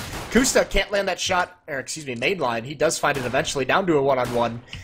Now look at the movement by Strebber. He's fooled him, but now he's been spotted out. No HP means mainline is going to win that fight with a nice burst fire to the face. That was a battle. That was a duel the entire way up that ramp. Can we talk about a subplot here? Yeah. Can I get some juicy details? Okay. Enemy takes the pistol round in a stunning fashion. Mainline with the 2K. Picks up the 1v1. Method's down 0-1 now. Enemy GG takes the lead. Mainline played for Method last season and they cut him. They got rid of him. I did not know that. And last night, when Enemy beat this team, man, mainline had like 28 frags or something like that. The dude was going off. And I think he's back with a vengeance, man. Yeah, he's out for blood. He's going for revenge here. It's a dish best served cold. And actually, look at this crossfire on drop set up by the counter-terrorist method, just waiting for this. And there's no SMGs on the side of Anomaly. So actually, what that does, this is kind of a big point to make on these anti-eco rounds. When teams go for on the terrorist side for 5 rifle setups on the second round, there's no utility. Anomaly just gets dinked here. So does Uber. So despite being 4 on 5, like, this is a great position for Method to be in. They don't know it quite yet, but 2 members for enemy on 6 HP, and they don't have any smokes. They don't have any nades to force players out of position. All they have is 1 flashbang on mainline. So this is going to come down to a lot of duels, and we already have 2 members down, you know, 1 hit and they're dead. Like, this is kind of a scary spot for enemy to be in. Yeah, and like, I don't know if they gave away any sort of information, but there's Method rotating back towards A. And I think enemy just picked up on it. They're like, okay, they know we all rotated back towards A. Let's go B now. They're moving back towards the B bomb site. Method with 3 players over here waiting for the attack that is not going to come. And unfortunately, even though they did really great early damage towards Anomaly and Uber, you know, they haven't converted any of these kills yet. And so enemy playing this super careful, super safe, I guess you could say, and, you know, it looks like they're going to get the bomb down. Probably pick up these last 3 kills and maybe not lose anybody. As it's all up to Silent to prove me wrong now as he waits below drop as an injured Uber peeks him once, twice, and then he gets the kill. So unfortunately, yeah. I can't believe that Uber went for that with 6 HP. That's some guts on that second round with the rifle to risk your armor and your weapon there like that, but he gets the flying dragon kill, just dropping down, spraying the Galil. No fear, my friends. So now finally, now that they've won that round, pretty much a clean sweep. No investment out of Method on that first round, no investment in armor at least. They upgraded some pistols, but now you can see there's utility out on the enemy side, and they full buy all their smokes, nades, flashes. They even have some Molotovs thrown in. So they're ready to go this round. Another round they're going to take a little bit slow, try and work this drop. They've already launched 2 nades in. Very similar stack set up by Method underneath the drop zone. So enemy, they've got to be a little bit careful about it, and they just saw it last round, so they're going to be wary. There goes Ellie. Uber takes him out, so it's just Strebber left down there. Yeah, and Strebber will fall to Anomaly, and I don't know if you noticed in the second round, and on this third round even, they're not opting to full buy out. They didn't armor buy. They kind of kept it safe. They picked up a couple of Deagles here and there, maybe some P250s, but they didn't overbuy, and so they're keeping their money pretty even across the board, but they're going to be saving for those AWPs, maybe a double up setup, but certainly want to have their utilities going into this third round no matter what happens. Sorry, fourth round. And only 1 kill on the board, 1 from Justin on Akusta, so enemy escapes with 4 alive. Only a few deaths across the board for them, minus that pistol round, so moving into this fourth round, I think Method's going to full buy out here. They do have that up on Silent, and they have full throws pretty much on everyone, so enemy is going to be playing the first real gun round here against Method on their T side. See whether or not Method's opt to save there will pay off. Yeah, and Kusa has the AWP as well, which is, he's that player who, you know, he's kind of an up-and-coming opera. A lot of people have their eyes on Kusa to see how he does this season because he's had some really stellar individual matches, hasn't been able to put it together consistently, you know, every single night after night, but either way, he's got it out now, and he's just holding for any kind of aggression through those double doors, and enemies taking complete control of these long A halls. There's been no defensive resistance out of Method there, so they have control of drop, they have control of the halls, and with over a minute left, they can decide if they want to go back towards B, because look how passive this A defense is. They can't gather any information in these positions. They're just setting up a crossfire. But the bomb hasn't moved, which makes me think, you know, Kusta's starting to rotate back towards the A bomb site. Anomaly is probably just going to stick around drop or over towards B to try and lurk out a kill or find a fast flank, and they're Silent. He just ends it. Any thought that Anomaly had of doing anything. Quick shot, so 5 on 4 now, and all that's left for enemy is to execute onto the same bomb site. Yeah, and Method's got to know something's up. One is slowly rotating back. I believe that's Toy, so now there's going to be 3 guys at the A bomb site, but both players, with little information, now are able to use their throws, but they're both in one-and-done spots. They need to convert here as enemies pushing up into this bomb site, doing it slowly, carefully, mulling things off, but Mainline picks up a kill that Strebber should have had himself. Ellie and Justin return fire, though. Toy picking up 1 as well, and Method with a clean sweep, so mentioned that they had to convert. Strebber did do significant damage to 2 different players coming up that mid-ramp, but could have gone Ari as Mainline did get that entry for enemy. They did molly behind APC. Just happened that Justin was hiding in the smoke under Hell, so Method takes their first gun round and need to win a second one to send enemy to an eco, but a big win as far as strategy goes for Method, and we can already see them playing more aggressive toward mid and A halls. Yeah, just very, very passive play, waiting for the execute to come in. Justin played really well behind a smoke and behind a Molotov. He just played the angle nicely. This time it's a 5-man committal from enemy right off the back over towards this B bomb site. No presence over towards A, which is a little bit sketchy because Silent has the angle towards the long and Justin's pushed up close into mid, so they could have fast flanks if they choose to do it, but enemy now lining up for this execution. The op is over at the A site. Strebber's playing close underneath the drop, and Toy's going to be playing at the statue. These are the two players you got to watch, and there goes Strebber. Nice flashbang blinds him. Relics jumps down and grabs that kill. Toy responds with one and a second from him. Nice defense so far, holding it off as long as possible. He's still alive in this smoke. He's buying so much time, and now he comes through, and even Ellie chimes in, so good defense from Method. They've stumped this attack, and it's just mainline now. And he's eventually going to get cleaned up by Ellie, so Strebber falls early, but Ellie and Toy combine for all 5 kills and hold strong.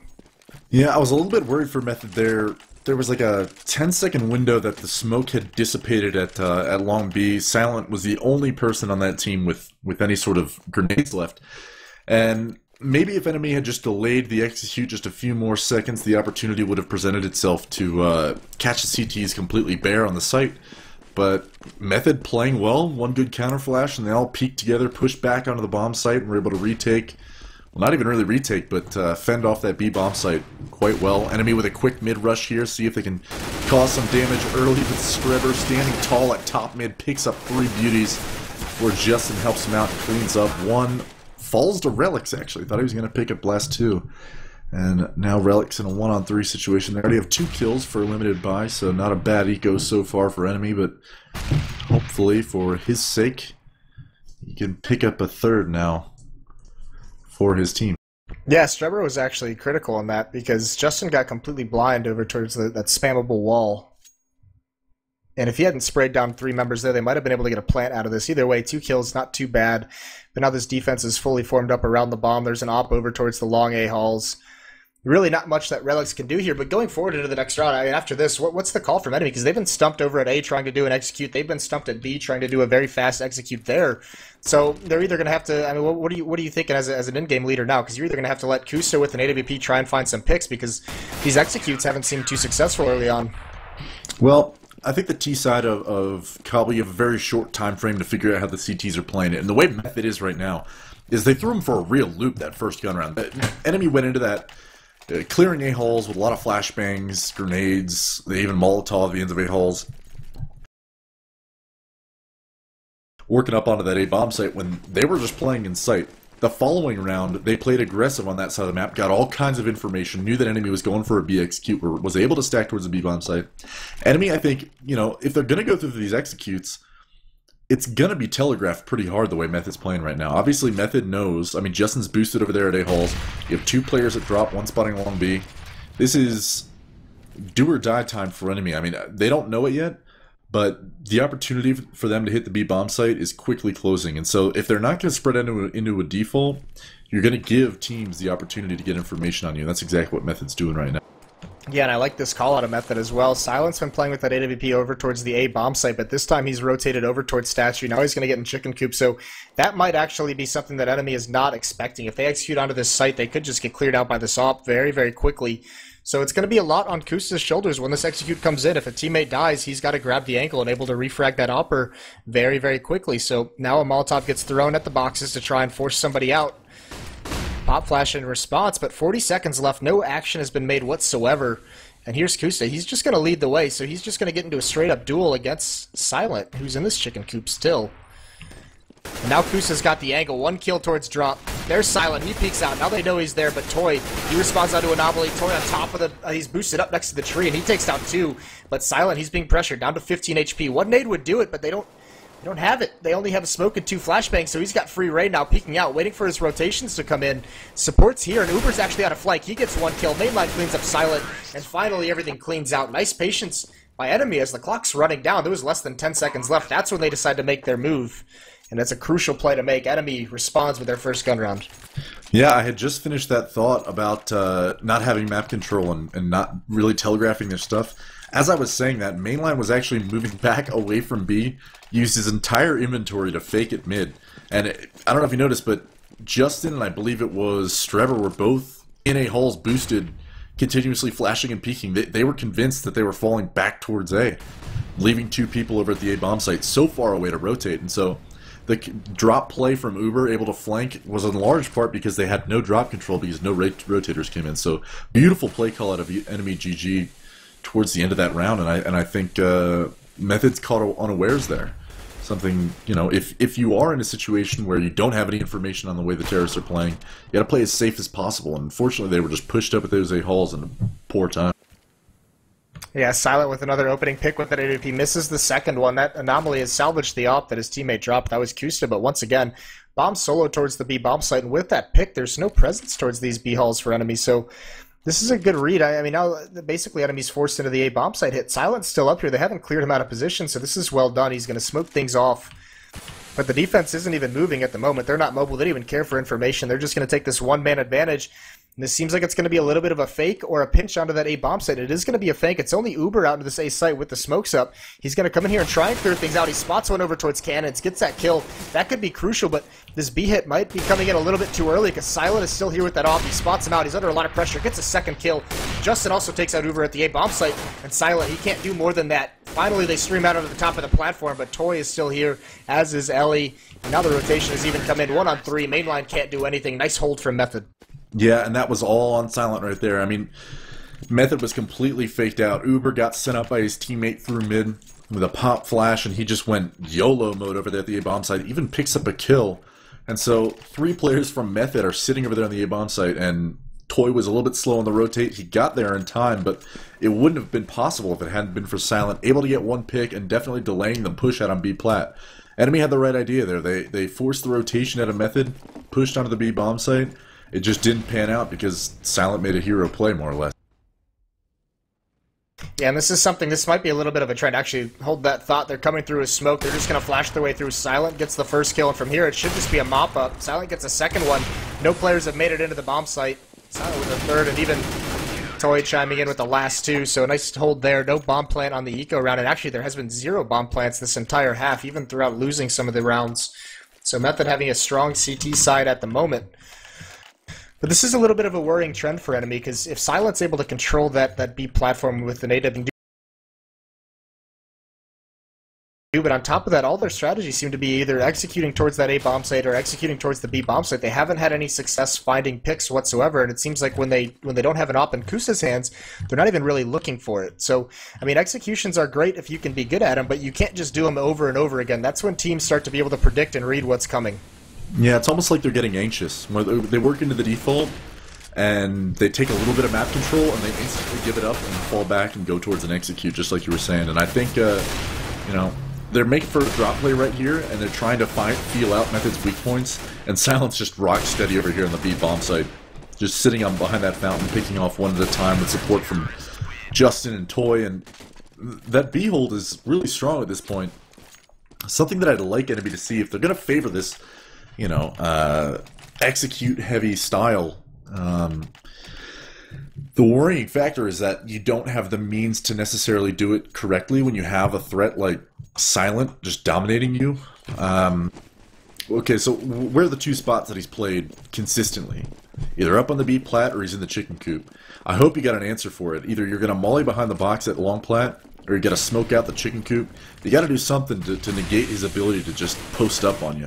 And if you're going to take the one-on-one duels, you're relying a lot on Kus to kind of make the entry happen. And unfortunately, it hasn't panned out for them so far. So 6-4 the scoreline now. And 1 more bye coming out of enemy. They are on that money bonus in the 4th round loss here. So they might be able to force again next round, but they are sitting on low money. But the real financial story is that, well, as Justin picks up Kusa right there, denies the entry frag, picks up 1 for himself, is that Method, you're going to have to at least win 2 to force him on a Nico. And Mainline comes up behind Justin right now. Even Xion's at 4-on-4, and I got to tell you, this is looking pretty good for Method. They have all the information right now. Streber picks up the lurker on a B plat. That's Relic. What they don't know is that Uber just drop with Anomaly.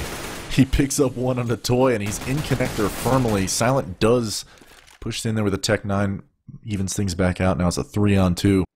Streber knows that they've dropped down to the B-bomb site. He's calling for the rotations. They're coming in, but he falls, and now mainline all up to him to clutch this 1v2. He's at least going to get a bomb plan out of it. And Silent and Ellie coming in on the big flank behind mainline, see whether or not he catches him unawares, and he does. Easy closeout for Method there. Now it's going to be 7-4. The defuse coming in. They do get the bomb plan. It'll be important because, as I said earlier, this is potentially another buy round coming in for enemy. Yeah, and Kusa finally gets that op back into his hands, and I think he was a little bit misutilized that round, just hoping. Then he moves in and tries to take over A-Halls all by himself, and he gets punished by Justin holding a close angle. So right off the bat, that op, that one other option that we said enemy had to find a pick early on to kind of move out of that execute-only mode, gets taken out of their hands. And from there, just all the trades go in the way of Method. And you could see Silent in the way he's playing, he just pistol whips and comes, out towards drop once Uber gets there and cleans that up. So he's feeling very, very confident. Some early nades come out towards the B drop, and they flash him all back. They heard the footsteps. They haven't even used a smoke, and they've stopped this early aggression out of enemy. So that's really, really well done. Now this towards the A site once again, running a little bit of a 4-1. They're going to flash their way through the smoke, and Silent's just going to punish it again. He's just having a little bit of a turkey shoot. It's like skeet shooting behind there. Finally, he falls to mainline. Anomaly aggressive onto the site, but Ellie this attack, so no joy at the B bomb site for enemy throughout this entire half so far, getting completely shut down. All mainline grabs 2 at the end, so they're trying to do some economical damage, but it's just not enough at this point. They've got to start putting some rounds on the board. Yeah, and honestly, that's kind of the difficulty when you we were talking about in pregame about how confidence and momentum is a big difference maker in these kind of matches, when it really is really important for both of these teams. But when you give a player like Silent, or maybe more generally just the AWPer and Anchor on the bomb site, a lot of, I won't say easy kills, but definitely confidence booster rounds where you send 3 or 4 Glocks at him and just kind of stat pad him, I guess, for lack of a better term. Yep. That pistol whip coming into connector, as you mentioned, was definitely that. Just pure confidence echoing through his veins, and he's feeling nothing but the rain over on the B bomb site. But meanwhile, Ellie and Strevor picking up the drop play from enemy, and 3 people working over towards A halls, looks like, for enemy. So the ultimate idea here was to fake towards B and go towards A, but nobody's rotated for Method, so two members remain, and Silent just spinning around fighting a unwinnable duel with Kusta, picks him with the AWP, and bomb now coming along that wood wall. Justin stagnant on that B bomb site. He's going to get support from the rotator Ellie, and now it's 9-4. Method's half already looking like they're poised to make this possibly 10-4 as a low buy coming out of enemy. They're going to have Tech 9s, Galils, minimal throws. Round more utility this time, but mainline's forced out of the Tech 9 so he could buy a full kit of nades, and he just didn't even have the money for anything more than that. Well, he had $900. He probably could have got a Galil, but either way, this time, once again, back towards the B bomb site. All 5 members for enemy right off the bat, heading over. Just been stumped at this site, that they're just kind of out of ideas. They just don't have any more ideas that they want to do. This box, if he doesn't get meal day. Now the one benefit is that Silence actually rotated over towards the A site for no reason, so down 2 for free. 4. Bomb not planted quite yet. Finally it jumps down. They've given up their position, and actually Silent right through the smoke. Players left, and this allows so many gaps in the defense. You can see Ellie just pushing up that pathway, wrapping around to the bomb site. Uber and Anomaly fall, no response, and once again 4 members survive. Another solid hold onto the B site, and it's now 10-4. Yeah, I mean, Platt, they're expecting one of 2 things: Silent to be up there with an AWP, or Silent behind Fountain with the AWP. They didn't expect Toy to be sitting up there, and it was like they wide peeked it, they spotted that it was clear, and they're just like, alright guys, let's go. And so they all just started jumping down one by one without clearing anything, and Toy's able to pick up 2 huge frags. The opportunity spoiled there. And so the rotates come in just in time. 10-4 scoreline for Method, as Silent is just, he's playing with some fire right now, as they even went for a counter boost. Toy does fall though. Anomaly was keen to that. And so 4-on-4, not a whole lot of throws on the enemy side, so Method's sitting comfortable, definitely going to be sitting comfortable the rest of this round, whether or not it goes their way, as they have 1 towards connector, 2 towards B, and Justin alone in that A bomb site. Enemy just sitting, hoping, waiting for a push that is not going to come. And unfortunately, this is, well, okay, Uber picks up one on Strebber in a beautiful shot through that window. And now it's 4-on-3. Now Method's kind of forced to figure out some information. We have Silent peeking along B, Justin playing super passive in the A-bomb site. Enemy probably going to make the let Uber lurk it drop. They're going to split the defense no matter how they play it. Yeah, that was the crucial part, is that 1 kill he got on drop opens up this opportunity for him to come down and split the defense, pinch onto the A site. This is going to be huge, although those shots might have given him up. It's almost okay, as he does pick up the kill and at least distracts him with time enough for his teammates to come up mid. They know exactly where Justin is. All the information's in their hands, and Uber picks up his 3rd on the round. And now it's looking like Enemy's going to pick up the last round of the half. Silent, though, fearlessly looking for the CPL room. So 10-5 is the scoreline. Beautiful half out of Method. Enemy works the slow play and a default on the last round, and lo and behold, it goes their way. I would have liked to see more of that out of Enemy, as, you know, as he said, they had Kusta, probably one of the best up-and-coming operators in North America right now, who, when he's feeling it, he's feeling it. The same can be said for Silent, though, and unfortunately they gave the window of opportunity the other way. Yeah, I'm very intrigued by why, you know, Enemy kind of largely ignored drop zone during that entire half. Outside of the anti-eco rounds, they didn't really... I mean, there was one round where Uber had a good lurk towards that B bomb site through it, but, I mean, you saw at the end, he finds that one crucial pick, and they kind of went away from that. It was just very heavy A executes or very heavy B executes, and drop largely gets ignored. So, little bit unfortunate on that half for Enemy. They just couldn't get out of those B rush tactics, but... like us casters enjoy saying, Lex, those pistol rounds are huge, and just winning that opening pistol round gives them the 3 rounds, and 10-5, I mean, at least they have some room to work with here on this defense. It's not like if they hadn't won that pistol round, they only won 2 gun rounds, so that half could have been just flat out abysmal. But that 1 win gives them enough to work with. They have a couple mistakes they can give up, but largely, and here's the interesting thing about this, normally you would say that's an insane half for Method. They have a huge advantage in this matchup, but last night Enemy only gave up 2 rounds on their CT side throughout the whole evening across 2 matches. So, I mean, their defense has just been solid. Yeah, and it is definitely, at least in my eyes, very cringe as a caster to be like, how are the pistol rounds so important? It's the absolute worst. But I'm going to go ahead and say it, Jason. Pistol round here is super important.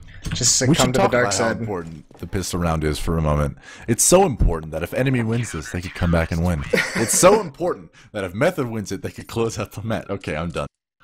But well, the interesting thing about that is the worst part about that statement is it's so cringeworthy now with how powerful pistols are in like second round and even just throughout the half. Like the pistol rounds really aren't as important as they used to be. Like yeah, they're great, they give you a huge advantage, but we see so many second rounds won by Tech 9 armor buys. So it's like they're not actually as important anymore. Absolutely. I think just alluding to Cobble, and we saw Method opt to not second round buy here. I think teams are starting to realize more and more, especially on CT side, second round buys on these maps where having grenades is so important. It's almost worth not giving up that round to make sure you win the first gun round. At least then you have a fighting chance. You know you're not gimped by the fact that you overbought on the second round. And you can still take money off. Again, as you said, pistols are ridiculously OP. They always have been.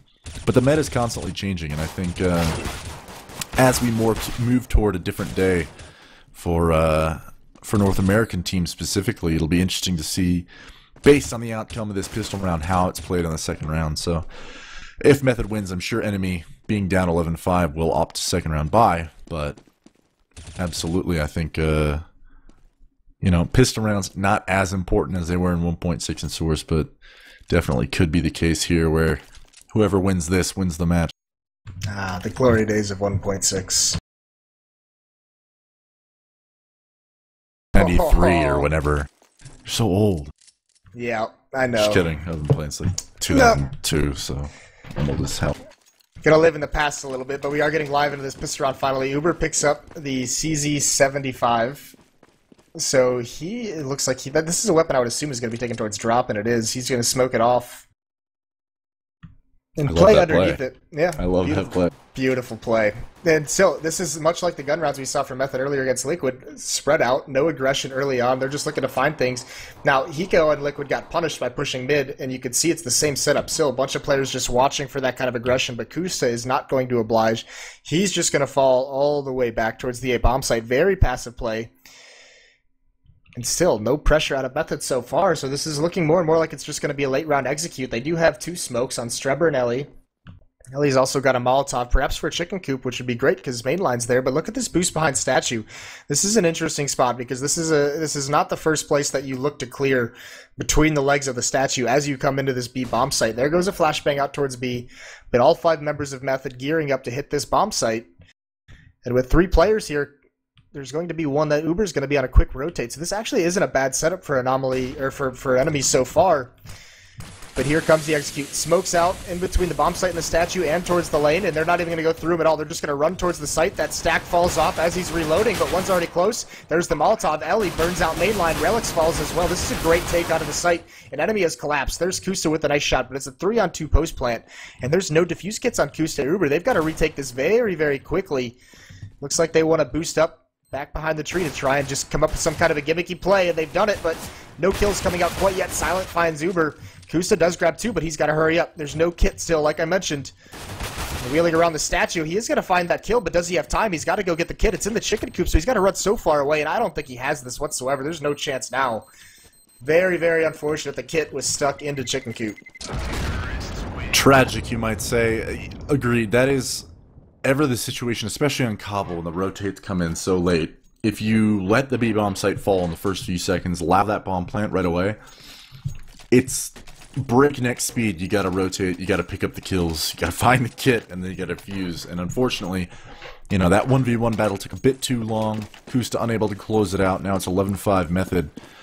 And, well, the mystery is solved. They went to pistol armor here. I wonder who thought that that was going to happen. Probably both of us? Yeah. We're geniuses. Yeah, we are, absolutely. That's why we're paid the big bucks. Anomaly's going to miss the shot. That allows Toy to come out and get that first kill, which opens a pocket for him, and they have a great angle, and they've just eliminated this force buy. There's really no chance for Kusta or Anomaly. But it's been heard out by Anomaly, who turns around and gets a nice kill on a Silent.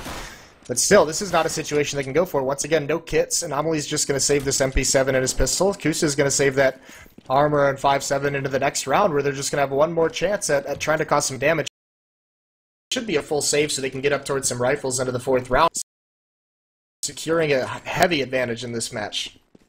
Yeah, I've seen a lot of NA teams do that.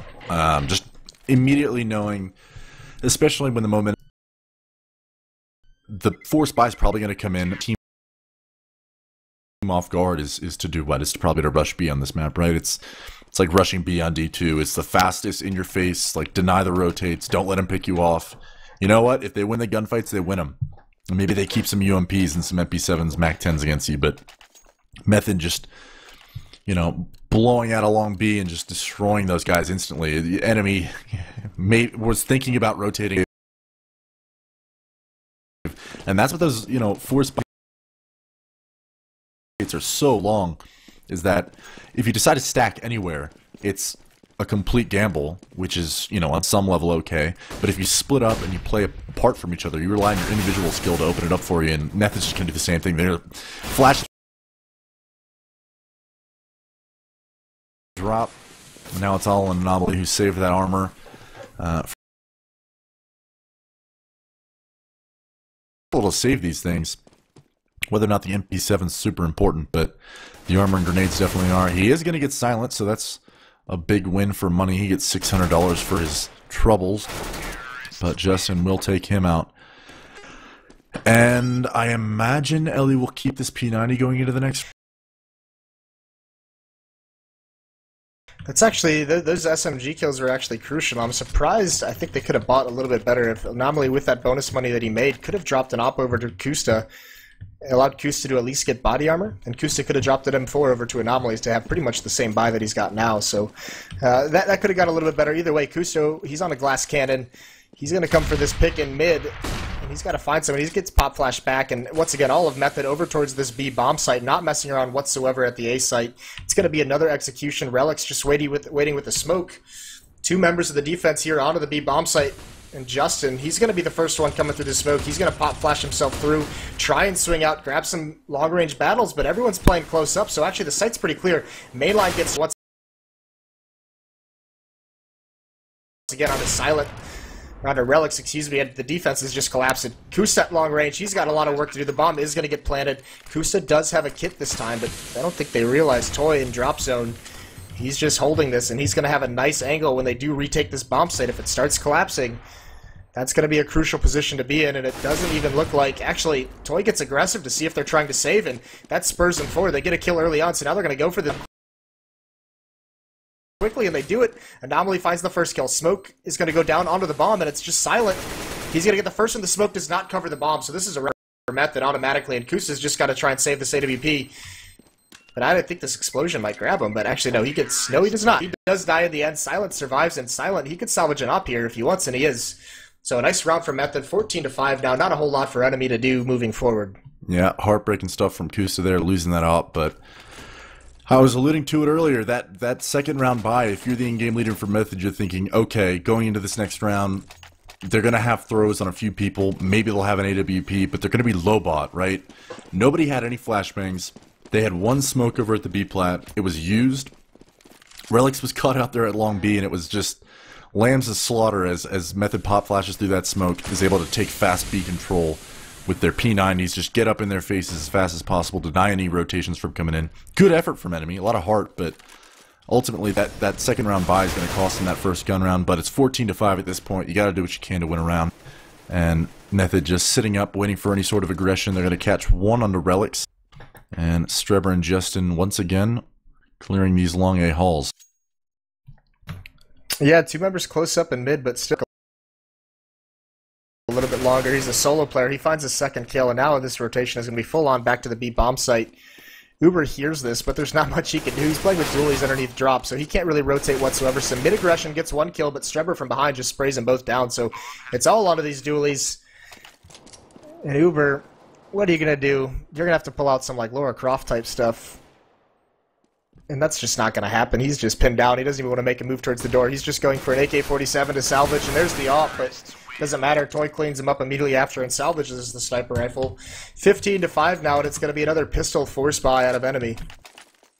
Yeah, and unfortunately, it's going to be match point, 15-5. Enemy, they have money to buy out here, so this will be a fair gun round on their part, but match is paused here. Not sure if it's technical difficulties or strategy. If it's strategy coming out of Enemy, perhaps coming in a tad too late. But just a little bit too late. In any case, Method, if I'm them at this point, probably not going to change a whole lot up. I mean, you haven't really got a feel for how Enemy's playing. Same goes for Enemy on Method's side. This is absolutely a match where misdirection and mid-game calls can net you a lot of T-side rounds, but when you only have one to work with, you can't really make any mistakes as a CT, so Method's just going to exploit any sort of weakness they have, I imagine, go for early picks and see what happens. I'm actually kind of amazed they have this kind of a buy. They must not have fully bought out last round, just getting, just only spending around $1,500. Because they've got 4 M4s, Kusa's got an op with armor. I thought it was going to be another pistol buy, but looked at the money too soon before it updated, and you get punished. Yeah, and I guess if you can't actually make a full buy and it didn't work for you forcing the last 2 times, maybe just waiting for these throws is your best shot at making this a possible comeback. So Method now, as we both predicted, just working this slow, seeing how they're playing. Justin's actually remarkably quick up this A hall. It's like he has a lot of information. He's just going to push into this A bomb site. Nobody's here to contest him. They know they're playing in mid at this point. So Anomaly's about to get caught off guard here. He does find a fight with Strebber. Not sure who's going to come out on top of this, but he's quickly flanked by both Silent and Justin. Rotates need to come in, all on Skylar and his friends, both Uber and Mainline, to make a play here. Justin finishes him. And now it's all up to Uber. And he falls to Justin. So 16-5 final scoreline there. Yeah, that's a smackdown. And I mentioned it before we began that that's some of the issues with these newer move-up teams and these teams that are inexperienced in Pro League is consistency. And we saw Enemy just dominate, and this was a completely different team that came out today, and you could see it. They got beat up and down the map on both sides of it. So tough for them. They do have a doubleheader, so they've got a chance for redemption coming up when we return from a break. That's going to be in about 10 minutes. That's also going to be the last match of the evening. It's going to be Enemy versus Follow Esports. It's going to be right back onto Kabul. So Follow Esports, more than sure they watched that matchup as well and have a good idea what Enemy's going to bring to the table, at least on their terrorist side.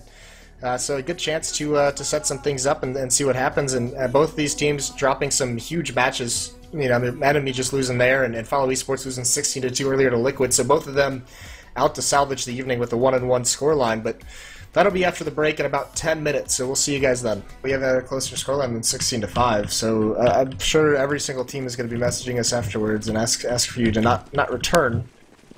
Just, give us a chance, because it's just one team getting blown out of the water. But yeah, I think this should be definitely closer. That's kind of the cool thing. I think you brought it up. Both teams come one team is gonna, with how badly sustained losses these teams took. I mean, both these guys are gonna come out swinging, no holds back, just going for it. And actually, I think this is actually, never really. We talk about casters saying that pistol rounds are important. I've never really been one to care for knife rounds so much and saying how massive they are, but I mean I think that's actually pretty big for Enemy. It's not going to decide the match, but for them to get to start on their CT side instead of that terrorist side that had a lot of issues in that last map, I think that's actually bigger than you may expect. Absolutely, and I think it does something for the morale as well. Enemy GG started out on their T side in the previous map. They won pistol and then pretty much lost out the half. So, for them to be able to step back and say, okay, let's go to our more comfortable side. We won the knife round. Let's win the pistol on CT side. It could be, a momentum changer for them on the night and maybe put Follow Esports on the back heels. Yeah, and look at this. Hades is waiting outside drop. It looks like they wanted to fall down there, but a stack is being broken up. Desi and Wabbit. Trades go their way. It's a 2-for-1, so 4-on-3 for Follow Esports. Now as Desi is able to survive and fall back, actually he's still going to probe up mid, but he just gets clotheslined by Relix, who swings out at the right moment. Now 3 players coming down drop. Relix, he's almost gets committed inside the drop zone, but he falls back, but he gets eliminated anyways. Now the defense is split. They don't know if they're coming A or B, but now finally Mainline can push forward. He's got a lot of space to clear. Uber's going to have some kills, but he uses a lot of bullets in that CZ. Only 3 left, and he can't connect the kill, and he's just going to fall quietly. No response able from him, and Mainline swinging out. He knows the bomb's being planted. He has some time to find a kill, and he finds one, but Hades does clean him up in the end. So Follow Esports out to a good start, first by breaking up that stack in the A-halls. That was crucial, and that drop play just seals the deal. Yeah, and unfortunately, I mean, Enemy started out with 2 big kills coming out of Kusta and Relix.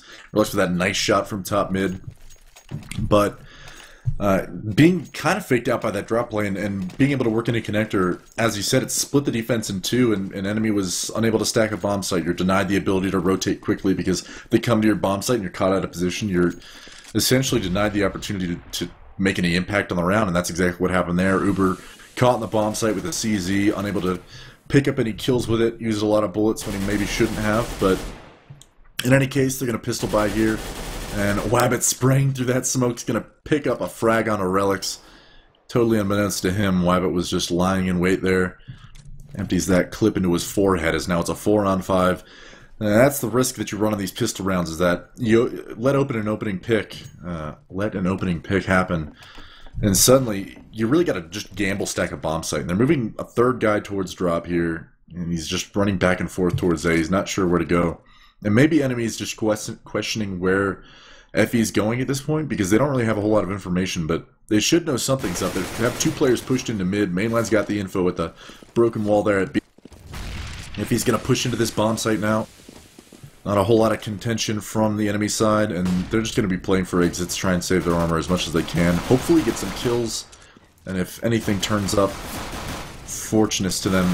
Well, there you go. Kusta picking up 1, Mainline a 2nd, and suddenly this round has been turned around. Mainline picking up the 2nd one.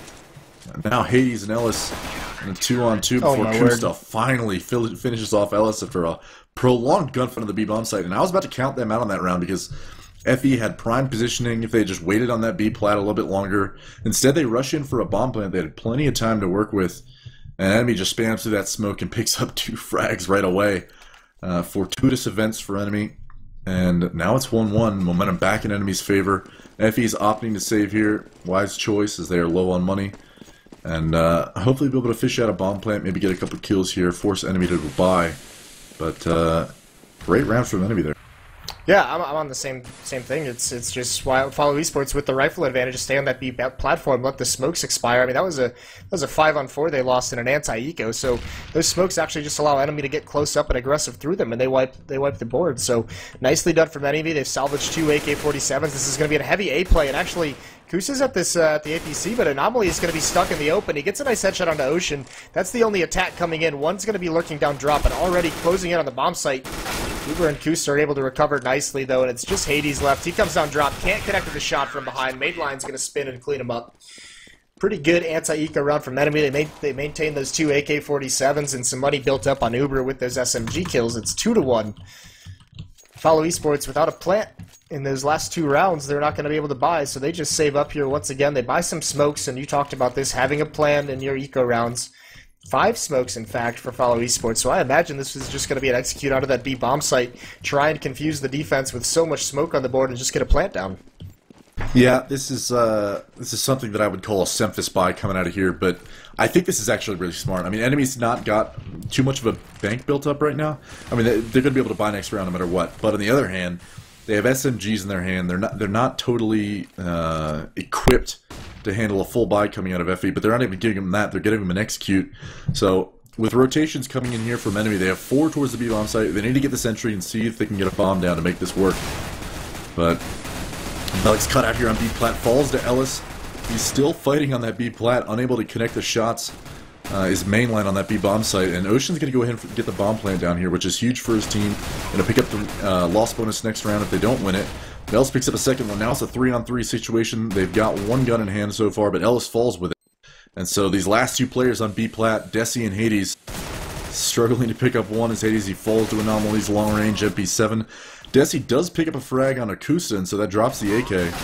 But the defuse comes in. Anomaly finishes off Desi. Build your bank up. You're able to full buy this next round. You dropped a bunch of guns from enemy. So denying enemy the opportunity for a clean eco win here. And if he had done that, I mean, a couple of the players are sitting around 4 or 5k. 1 or 2 on roughly 3k, but he'd be sitting around 6 or 7 otherwise. So good play, not allowing those SMG kills to turn the momentum further in enemy's favor. And first gun round coming out here for Follow Esports. Yes. Wabbit picking up 1. Wow. Yeah, starting off well. And he was the one that we said with the op. Wabbit was going to have to go against a Dren on Overpass, on Cobble earlier. Wasn't able to do it. Actually, no, that was on Overpass, wasn't it? Yeah, it was on Overpass. I mean, at least he's won it against Kusta, the upper for enemy here. So that's a good opening. The bomb is still down, but with Anomaly pushed up, he hears all these footsteps. This is a very spread out defense, and this is going to be difficult because Wabbit's still watching this. He jumps, but now they know he's here. And now Anomaly is just feeling very awkward. He's surrounded in 2 different locations, gets pushed upon, tries to isolate one path so he can exit, but really, really rough start to the CT round for enemy. 5-on-3 with about a minute left on the clock, 50 seconds. And pretty much anywhere that Follow Esports wants to go, they're going to have the advantage. Mainline's playing drop all alone. Relics is playing the B platform all alone, and the A bomb site is just a solo player. So they're going to have a huge man advantage. 2 players from Follow Esports. This is smart. They're pushing an A. They're trying to find information. No committal over towards the B bomb site quite yet, but it's got to hurry up because the clock is running down. 30 seconds left. And they're streaming out this B platform, not too aggressively, and the defense has been sucked over towards the A site, and there's Desi with that flank. Finally takes one down. Mainline not able to connect with the spray, and he's stuck in drop zone. Uber does win a battle over towards A, but it's meaningless. He can't do anything, so this is going to be a round for Follow Esports. Yeah, and unfortunately, I mean, Uber's going to go ahead and try and save here, see whether or not he can achieve that goal, but Kusa went for that early pick, lost it to Wabbit. It's always a risk when you take that shot early, and if you fall, you leave your other man at A long stranded. So instead of falling off, Anomaly does get pinched on by Stairs and Long A.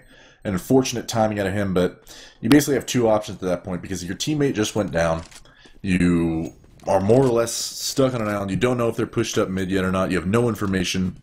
He gambled to stay there, and that's not necessarily a bad choice, but in the back of his mind, he knew that he could get flanked at any moment. And Uber does pick up 1, but he's going to lose that off. Hades does kill him, so 3-2. Follow Esports picks up the first gun round. Enemy still in a good place to buy here. However, they may not. No, they're going to go ahead and save, which is a little strange to me. They could force FE on Waniko this next round if they were to win it, but pistol armor is the call. Fair enough. Yeah, that is a little bit. I think more teams we would see forced by there, but either way, it was Uber with over 7K. He just drops a bunch of CZs and pistols over to his teammates, so a little bit of a half buy. That just tells me they want full nades, and much unlike the match they just played, they're really worried about this just spiraling and snowballing out of control. So at least this gives them a chance to stabilize the economy a little bit better. And they can move forward no matter what happens, knowing that they're confident next round with the buy that they're going to have. Relics does spot one. The nades come out. Toying with this broken wall. It's a dangerous spot against this AK, but nice shot from Relics. 3 bullets to the head of Ocean. He cleans him up. That's going to force back Elsa. And meanwhile, the rest of his team working into these A-halls. It seems like they feel this stack a little bit. Uber flanks from behind. He picks up an AK-47. They've cleared it. 5-on-3 now. Follow Esports has this very small gap where they've got to get into this A-bomb site before the rotation comes in. Already one drop. Desi's down to 14 HP. The bomb needs to get planted. Wabbit has it. So they're protecting him from entering the bomb sites as this bomb goes down, but 4-on-3. No kits on the enemy side, but this is a very real possibility. Flashbang comes over the window. Molotov holding them back from balcony. They've got to get out here. They're not fighting quite yet. Follow Esports has a pretty good triangle set up, but Screetake is coming in just a little bit too slow. Hades and Desi are both going to clear one out. There goes Wabbit. More damage dealt by Relics, but the round is no longer in too much danger of being lost. Kusta right through the wall. He has an AWP, but he gets off the defuse to search for Hades, and Hades cleans it up. A good round from him to salvage that. 4 kills total. He's even going to get the AWP picked up. So scary for Follow Esports, but all of a sudden that half buy seems like a very good decision with the amount of damage they did to the economy. Yeah, and Hades kind of on that quasi-mid lurk there, able to hold down that that side of the flank for enemy. And honestly, when they come out of that mid doors like that, the first location I feel like generally teams and players search is mid. But he was just jiggle peeking it. He wasn't giving him the full contact. And then when he did open fire, he's just staying alive. And his life there, I mean, it ultimately won them round. He won the 1v1, but it caused enemy GG to just focus completely on mid. There's Anomaly picking up one onto Desi, so that's a good start for enemy on this round, but critical round loss there for FE is, you know, they are going to get a full buy out of this, but either team here, if either of them lose, it's going to be detrimental to their economy to no bounds. I honestly think, oh, there's another one on a Hades. If FE loses this round, you know, momentum is ultimately going to be back in enemy's favor, as breaking their money is of paramount importance here. Not a whole lot of money across the board for either team, but working it slow is Wabbit and Notion. Now a 2-on-5 situation. Wabbit's got the op in hand, just going to search for a pick over at mid, looking up towards that connector. And I honestly feel like when you're down a man in these positions, it's the best case scenario that you could be in. I mean, you got an op, you have the bomb on hand. There's, you know, they're going to be stacking passively in the bomb sites, and this is the right call from these two guys. Just search for an opening somewhere. You got 30 seconds left to work with. Wabbit's going to throw Ocean the bomb. Pushing into this A bomb. So yeah, just a little bit of a fail attempt there, but and unfortunately lost their composure there towards the end after that bomb drop and haphazardly ran to the A bomb site. Anomaly and Kusta each pick up one. 4-3 now the score. Enemy not having to rebuy much at all, and so sitting at roughly 2K on average throughout the entire team. FE's going to opt to save here, and their best bet is probably to either get a bomb planter or take some weapons off of enemy's hands. And I think, you know, they got a couple smokes on them. This is something we've seen throughout the night as teams kind of seem to realize that Cobble specifically, you need to have some sort of idea in mind on these ecos, and maybe they have one here. Yeah, look at this setup we have. It's a little bit of a vertical boost. Kusta far back by the double doors with an AWP. Anomaly close up at the corner. No pop flash available for FE. They have 2 smokes to work with, but this mid is on lockdown. Fortunately for Follow Esports, the majority of them are working their way up those A-halls. That's going to prompt Kusta to rotate over and kind of get a spot on that, although he has his pistol out at the moment when he has an op in his arsenal. So finally he switches over, and imagine the hit's going to come back. Actually, they're lining up for a pop flash. This could be huge for Anomaly, but he's not close enough to really aggress with it. Now he's going to turn the corner. He sprays down one. Elsa trades it off. So now they have the intel. You can see a full rotation on the way. Kusta picks up one with the AWP. Repositions himself back towards the bomb site. Bomb still making 0 progress towards the site. It's going to be Wabbit. He dinks Uber, but he's only got a Glock, so it doesn't do too much damage, and now there's no chance of a bomb plant. Uber's just going to spray them both down, one through the wall.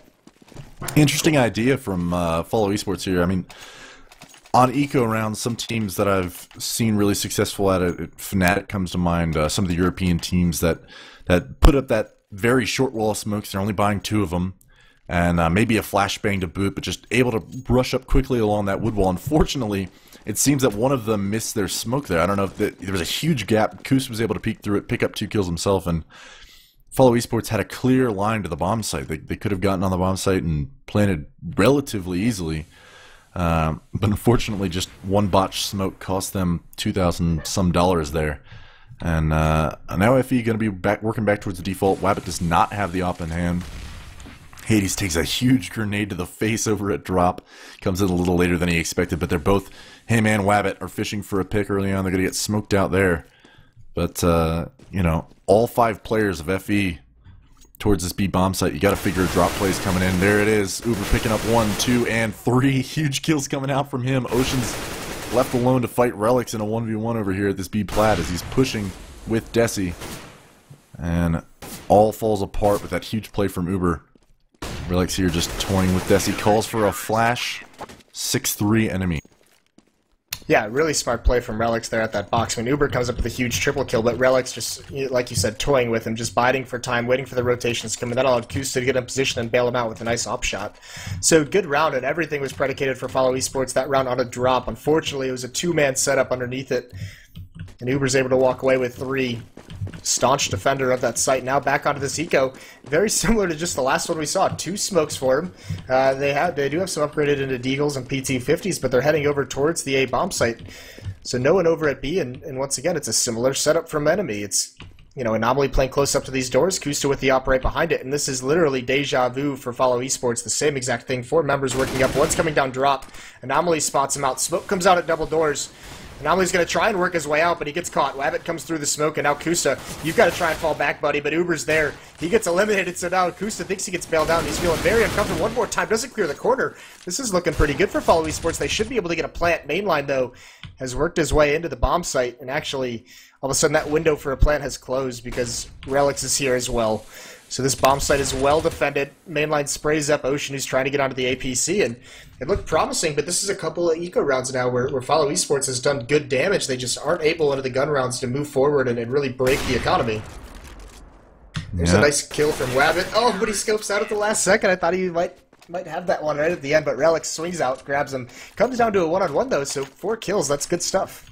Yeah, and as you were saying, Mainline gets into that bomb site just in time. I mean, FE just absolutely negating that mid play, and that's the risk that you play on Cobble every single round as a CT player. Is you never want to leave a teammate alone, whether it's at a long A hall or at mid.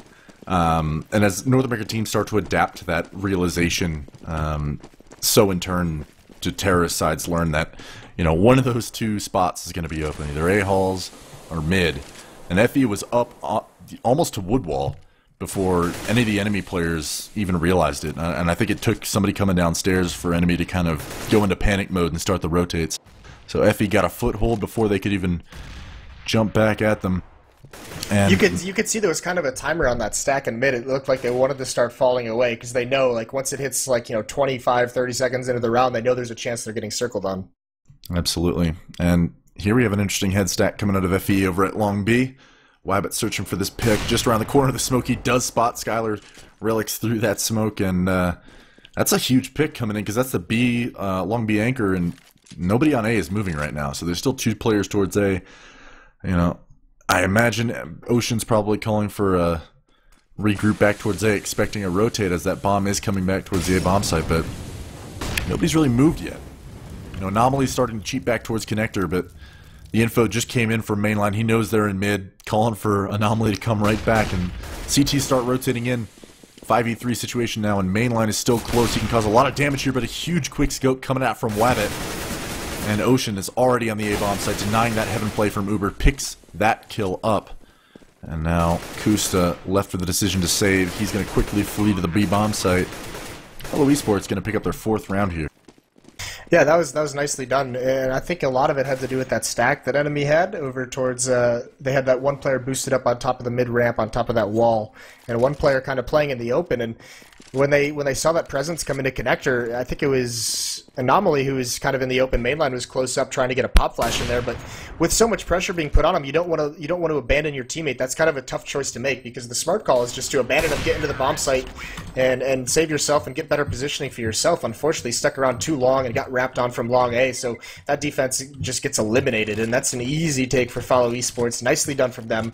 4 rounds, and this is going to be a buy out of Enemy. They did build up a decent amount of bank despite all that damage that was done in some anti-eco rounds from Follow Esports, so one more chance for a buy out of Enemy before they're going to be forced to a save, and if Follow Esports can finally break this economy, then that would be huge for them moving into the later stages of this half.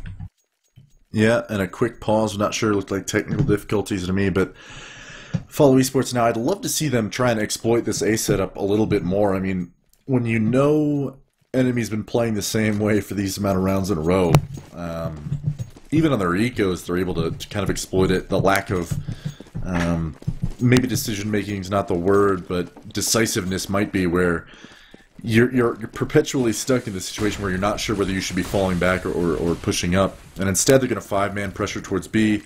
And they're all lining up for smokes now. Wabbit, Hades, and Ellis all throwing them over with Ocean. Meanwhile, looks like Desi's already out on that B plat searching for an entry. Unable to find one because they're all towards that block and tree area. Smoked off now. Gonna mull it behind the fountain. Ocean picks up one of the relics after he trades out Ellis. Mainline rushing through that smoke. He's able to get one, but the bomb goes down. Wabbit is rock steady on that B plat with that AWP. And unfortunately for Follow Esports, Enemy's already pushed up past the fountain, and Ocean falls at that critical chicken coop area, and quickly Hades falls, but maybe just staying hidden a moment longer would have kept Ocean alive, and maybe even Hades able to stop the bomb plant before Hades had to peek. But unfortunately for Follow Esports, Enemy does win the round. And low buy coming out from FE, I imagine. Yeah, picking up some AKs, some limited throws, and they've proved that even on some limited amount of grenades, they can throw some executes together. So I'm not going to count out this buy just yet, but 8, not necessarily a disappointing scoreline for this point in the half. We're at round 13. I just hope for Follow Esports' sake that they can pull it together for these last few rounds and bring this half a little closer. Once again, very similar setup to how Kusta and Anomaly have been holding mid this whole time. Anomaly playing close up, Kusta with that vertical stack far back with the AWP. Just a very slight gap for him to hit an op shot. Sees one jumping, but can't find the timing on the shot. I would expect a pop flash to come in. Anomaly looks like he's waiting for it. Here it comes right now. Anomaly turns away, swings in, there's one in danger, one in door, and Anomaly can't find the shot. Smart play from Follow Esports, knowing that was more than likely coming, but Kusta evens things right up with a nice AWP shot. Keeps holding the angle, but he's got to be careful. Desi's already lurked out towards long. He jumps over and he spots Kusta. Oh, but Kusta, he falls back into the doors and peeks at the right moment, salvages that, and it's just Hades. He's battling with the glow over towards the B bomb site. He gets dropped by Relics. Bomb is down, and it's only one player, El Samaba, in a 1-on-3. And he's stuck right back into the staging area, right between both bomb sites, so hasn't really chosen where to go. But this still has plenty of time for the defense to kind of get situated, although they don't really have a read. They think he might have transferred back towards the A bomb site, but still, mainline watching drop, Relics watching the broken wall for him to swing out, and he's going to spot him here. He gets in a chicken coop, and all he has to do is hide here and just pray he doesn't get spammed. Mainline's going to flash over. No real chance for a plant. Mainline's going to clean it up 9-4 for Enemy, and without a plant that round on the Follow Esports side, this is not going to be a buy out of them. They've got to save one more time for the last round. Yeah, 9th round for Enemy, and you know what would traditionally, I think all night we've been kind of harping on the fact that at least recently this has been a very T-sided map. Maybe in the 8-7, 9-6 favor if it's a little bit closer, but 9-4 now. CT side for Enemy. GG looking strong. I honestly don't think... I'm not going to count Follow Esports out of this yet. I mean, obviously, they're going to have to save for the last round. I don't think they're going to win this one. So if you're looking at a 10-5 half, I think they'd be in good shape moving into the CT side, provided they win pistol in the following eco rounds. I don't think we've gotten the chance to see Wabbit's op in action on their CT side yet, but he's definitely doing work on the T side now as they're coming into the B bomb site. Drop play down, takes out mainline. Desi picks up one onto Anomaly, and already they have 2 kills down. But no bomb plant's going to come in. At least not yet. As Wabbit drops the bomb, but Desi gets finished off there. Skylar picks up the last two. And now 10-4, all on the line here for Follow Esports. Yeah, Relics was kind of the insurance policy up there. They had no pressure being put towards B platform, all 5 coming down drop, so Relics was able to just chill behind that smoke. And he was the one who was just never spotted, just bided his time, made sure he wasn't going to get pressured on platform, and then just gets a couple free kills from long range up there. Either way, the op is out on Kusta still. It's a full buy for the counter terrorists. They have smokes, they've got Molotovs, they've got 4 kits as well. So a good purchase from them, and it's this slow-paced default from Follow Esports. A lot of pressure towards mid, towards A. They're going to pop flash in, try and take this over, and this time Kusta and Anomaly are playing very, very far back, not even messing with it close mid. Anomaly's going to smoke off the top of Danger just to slow things down a little bit, but I don't think they probably don't realize they haven't spotted the amount of players from enemy that for Follow Esports that are coming over towards this A bomb site. There's 4 people, 3 in Danger Zone and 1 towards Connector, and it's just going to be Desi, you know, doing his solo thing, trying to lurk down drop, and Uber's going to end his dreams very quick, so all that's left is for this execute. They've got to find these kills on the bomb sites quickly before the rotations come in. Kusta spots 1, and there's Ocean. He just leans out a little bit too much, exposes his body, and Kusta takes advantage. Now Anomaly set up over towards the cannons. He spots 1, he gets blind, but he still gets the kill. No success going the way of Follow Esports now. It's going to be an 11-4 half for enemy when all is said and done, except Hades making a little bit of a bid. 2 nice shots, hasn't taken any damage, so from a 1-on-5 into a 1-on-3. 30 seconds left on the clock, but still, Mainline's been able to transfer into the bomb site. He's got good position. They've also got Uber, who's crawling through the murder hole, and he's actually going to spot him out coming into the bomb site. Sprays him down from long range. That's going to be the 11th round, so we're going to switch over with enemy GG with a very, very big lead. Yeah, unfortunately, Follow Esports there in that last round. Limited financial means to make anything happen, really, and I was praising them earlier for having an idea for executes when they're low bot, but that strategy, if you want to call it that right there, not early. Enemy starts to rotate towards A, and so they're all posted up in sight, ready to go, and there's maybe one, what I would call a lazy flash over the top of the wall, and they all streamed out into Kusta's op, and that's what you're gonna get when you don't have money to negate an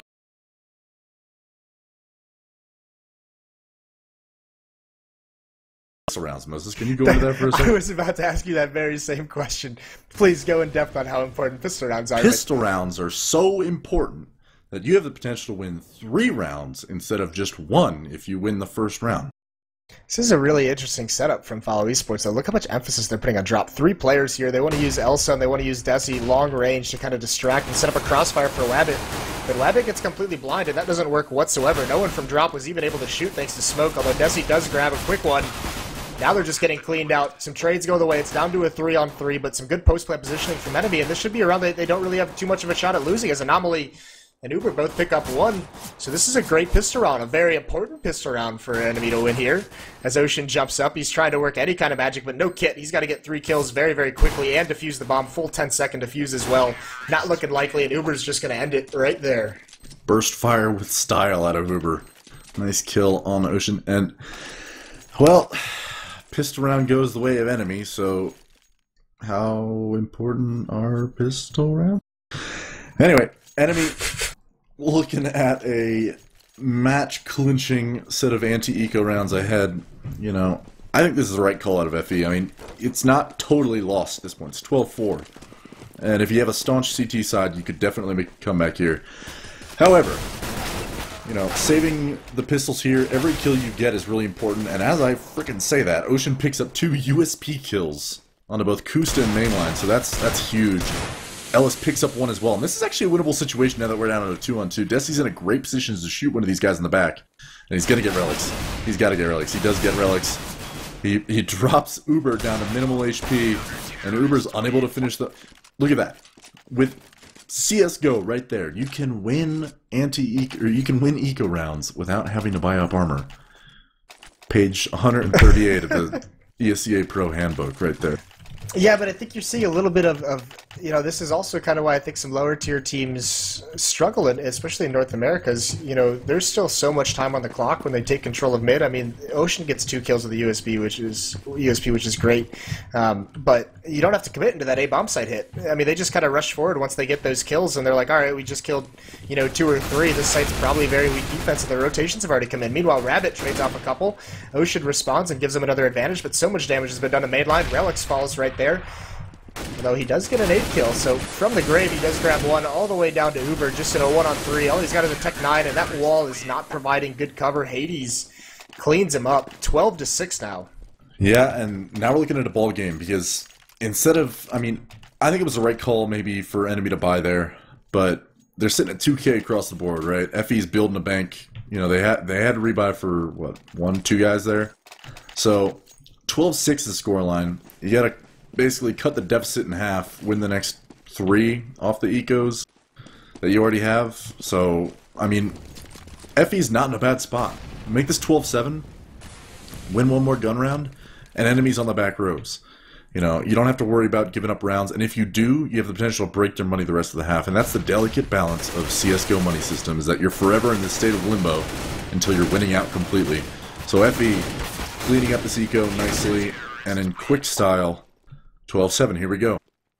So yeah, and, well, and even you know, you talk about Follow Esports being in a pretty good spot, winning this gun round. You know, we had a glimpse at Enemy's T side earlier tonight. It wasn't, you know, anything to write home about. They struggled at times, falling into some late round executes that just weren't successful, especially on that B bomb site.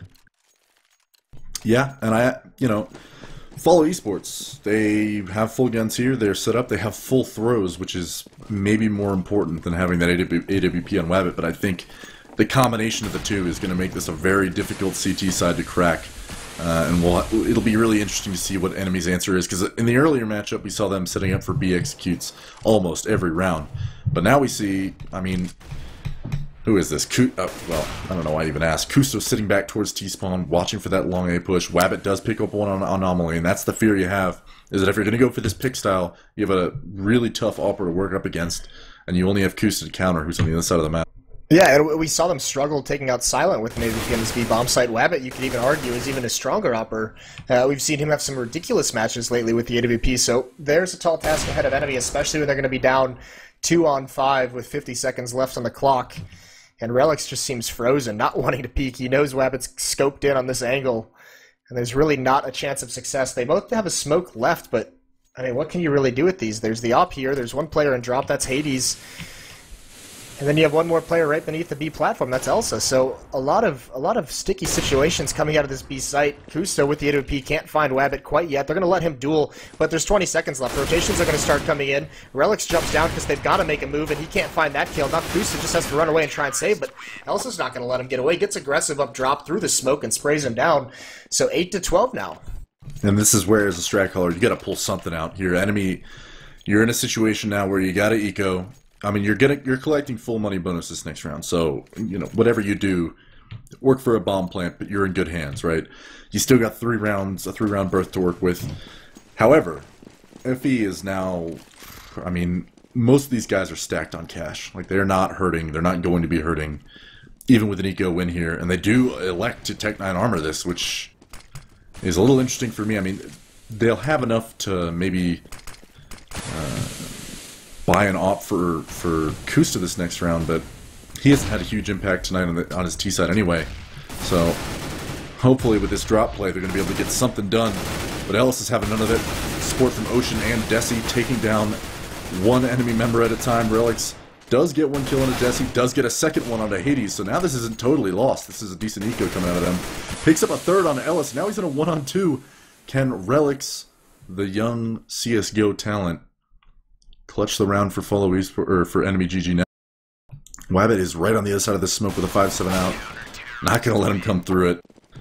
Big round win for FE, but Enemy on the other hand, I mean, Relics is the only one who has like a lot of money, I guess. I guess Anomaly has some as well, but Kusta's sitting at 4-9, and that's really the worry, is that if you're going to rely on a picking style and be able to execute in these bomb sites, the other option, you got to make one of the two work, and you're not going to do it without an op, so Well, remember what we talked about after the end of the last match? We'd like to see enemy GG work the drop zone a little bit more in their gun rounds. We saw Uber have some big impact coming out drop late in rounds, you know, finding a pick, making a big flank into that B bomb site.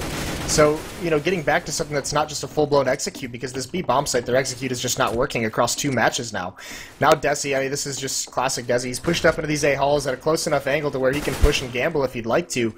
Selecting to fall back now, but enemy, they're just grouped up over towards drop, so this does look like what it's going to be. Anomaly, here comes the pop flash. Anomaly's going to lead the way. Uber's going to come in second through a smoke. There's a player on the other side of this. That's Hades.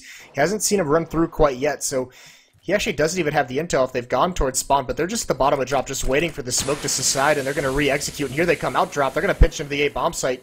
And this is an opportunity here for him, but Elsa, he reads it. He gets there just in time to eliminate Uber. Just Anomaly, who's searching for someone at this A bomb site, but he can't find anyone. Now this hit is coming up, and Anomaly is just forced into a spot where he can delay some rotates or eliminate rotates. He looks away at the wrong moment, though. Anomaly is just not having a good time with this timing. He does find an entry. That's Desi in the A bomb site who falls. He can't get the second one. 2 players stacked up. And they just get mowed down, Ocean and Elsa. Now Ocean's worked his way to the bomb site, but Kusa and Relics turn it into a 2-on-2. Excuse me, a 2-on-1. Nice play from Kusa to finally open up this site. Rabbit's the only one with the AWP. He's got to work his way out of these double doors. Not sure if he's been spotted, but this is his only opportunity. 5-7, better for close quarters.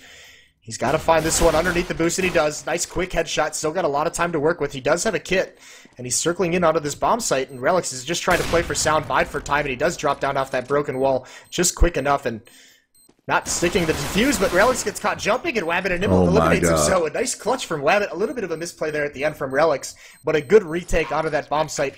Follow Esports. They close the gap just a little bit more, and enemy just cannot get on the board on this T side. Yeah, I don't know how Wabbit just came up with that clutch. I was about to give so much praise to enemy. I mean, after the last match, we talked about 2 things. You were right. 1, they ignored drop. 2, it's just in general, their map control is so minimal. They play so far back at A, they're like almost afraid to go into it. It's not in their game plan. B is the sole focus out of enemy GG.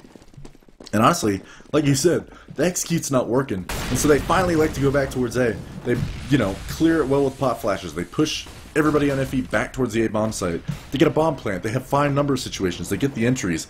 And it's almost as though, like, that one clutch is going to scare them back to B. Only Koos is sitting outside of B or A right now. He doesn't even have an op. He's got an AK, and Wabbit's going to go take the duel and somehow misses him. Hitboxes, hello? Alright, there Kusa falls.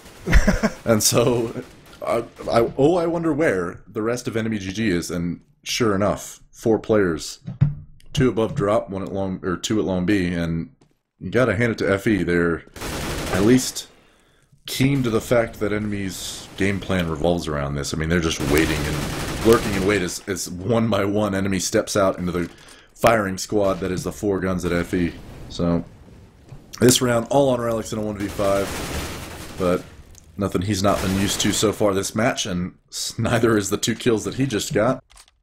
Sitting at 37 HP, this isn't completely unwinnable for him. It would still be a boon to take a few more weapons off FE, although they are quite rich at this point. However, Hades is going to take him down. Now that deficit is down to 1, and it's not so unlikely that FE can bring this back. Yeah, even with the full losing bonus as well. This is a round, and I don't know why I don't see more teams doing this across the world, but I mean, this might be a time that enemy takes either their tactical pause, or, you know, I'd even like to see them, and this is what I meant by teams across the world, do like the Titan timeout. You know, they're going to be on an eco. They're doing the half buy here because they know they're going to be able to buy next round no matter what with that losing bonus. But take some time, talk some things over, come up with a strategy at your spawn, and at least they have the nades for an execute. But it's going back to this B bomb site where I don't know how many times we're going to mention they've just had 0 success across 2 matches tonight. So sitting behind these smokes, just waiting for them to clear. 3 players going to be lined up with smokes. But still, Desi's boosted up. Elsa's here behind the statue. They got 1 player. That's Hades in the drop zone. No one's even going to have to be there. Hades isn't going to be pressured whatsoever. Desi on top. 1 jumps down. He spots him. 1 swinging out across the platform. So no finds yet. Actually, 1 just jumped right through the smoke. He's going to get eliminated. That's Anomaly trying to make a play. Can't do it. Elsa trying to come through the smoke. He gets pushed back. Chicken Coop is taken over. The bomb is at least going to get planted. That's a good find for enemy, but this is going to be a really hard retake to hold off. Molotov comes out into the Chicken Coop. And Uber, oh, he recovers nicely. He takes out Desi. So now it's a 4-on-3. Uber's very low. This retake is being held back. Damage is being dealt. There's Wabbit finally with the pick, and Kusta chimes in, but making their way into the bomb site now is Follow Esports, but they eventually fall. These Tech 9s just too much when they start swarming. And that's finally going to be a round on the board for Enemy, and imagine that it'd be when they do not have rifles. Yeah, how about that? I mean, it was a full-blown B execute. Follow Esports knew it was coming. And what's tragic about that to me and you, I think, is that it's almost as if Enemy's just stubborn at this point. They want so bad for this B execute to work and for this play to work, and it comes at a time when they're on frickin' eco. They got a pistol armor out of it. They had a couple Tech 9s. They made magic happen. On my mark, you know, as if I start saying that and somebody's listening, they start working towards A, and Wabbit is just gonna punish them right away with 2 no-scopes and then a 5-7 kill. And you know what? At this point, Enemy, you're just having no luck across the board. I don't know what to tell you, man. Like, the bomb's down there. Beautiful pop flash and peek from Wabbit, straight into the hands of someone who I think is overlooked as a very strong opera in the North American scene. So, Anomaly and Kusta left in a 2v5 situation. That is just soul-crushing. Like, that pop flash blinds mainline, unfortunately. So Wabbit gets a blind kill with the AWP and then has time to recover even, because mainline's blind as well. So Wabbit going for the ace, but Anomaly's playing right behind this smoke, and there's 3 members of Follow Esports here. The Molotov comes out, but it's not burning anyone, and I think Anomaly's going to be really upset that didn't happen, but they're making something work. Elsa and Wabbit both fall eventually, but still, 30 seconds left on the clock. 3 members over at this A bomb site. Desi's pushed down into drop, and Hades is just going to book it back towards that B bomb site, and Desi's going to get a quick flank. There was one watching it. Kusa's keeping his eye on it, but he's going to miss the timing just by a couple seconds. And actually, Desi chooses not to flank. Either way, going to be tough to work their way into this bomb site. Hades is already here, spots one crossing, can't land the headshot, so the bomb is going to get planted. It's going to be a lot on Kusa with this AWP. He's got to come up with some nice picks. There's a good first start. There's a good second one. That's why we think he's an up-and-coming AWPer. And quickly down to a 1-on-2. It's just Desi, who's not able to do much. There's a Molotov blocking his entrance into the site. He's just got to risk it. Looks his way around at Kusa with a third one. And how does Enemy pull that round out in a 2-on-5? It's because Lex said go A, and they went A, kind of, and won a 2v5 on the back of Kusta's op. Hello, duh. Dude, some of those shots, like, the op play in that round, like, sums up the entire reason why both these teams are you know, upset worthy against any top team, because they're 2-star players. I think, you know, I hesitate because Twitch chat might crucify me if I call Wabbit somebody that, you know, got a lot of talent. So does Kusta, and both these guys just showed why they're regarded, at least in my book, that way. And I think, you know, Kusta's ability to help that 2v5 happen with 4 huge kills just opens up everything. And now Enemy's not afraid of the A-bomb site. They're pushing out with full force. They know FE's broke.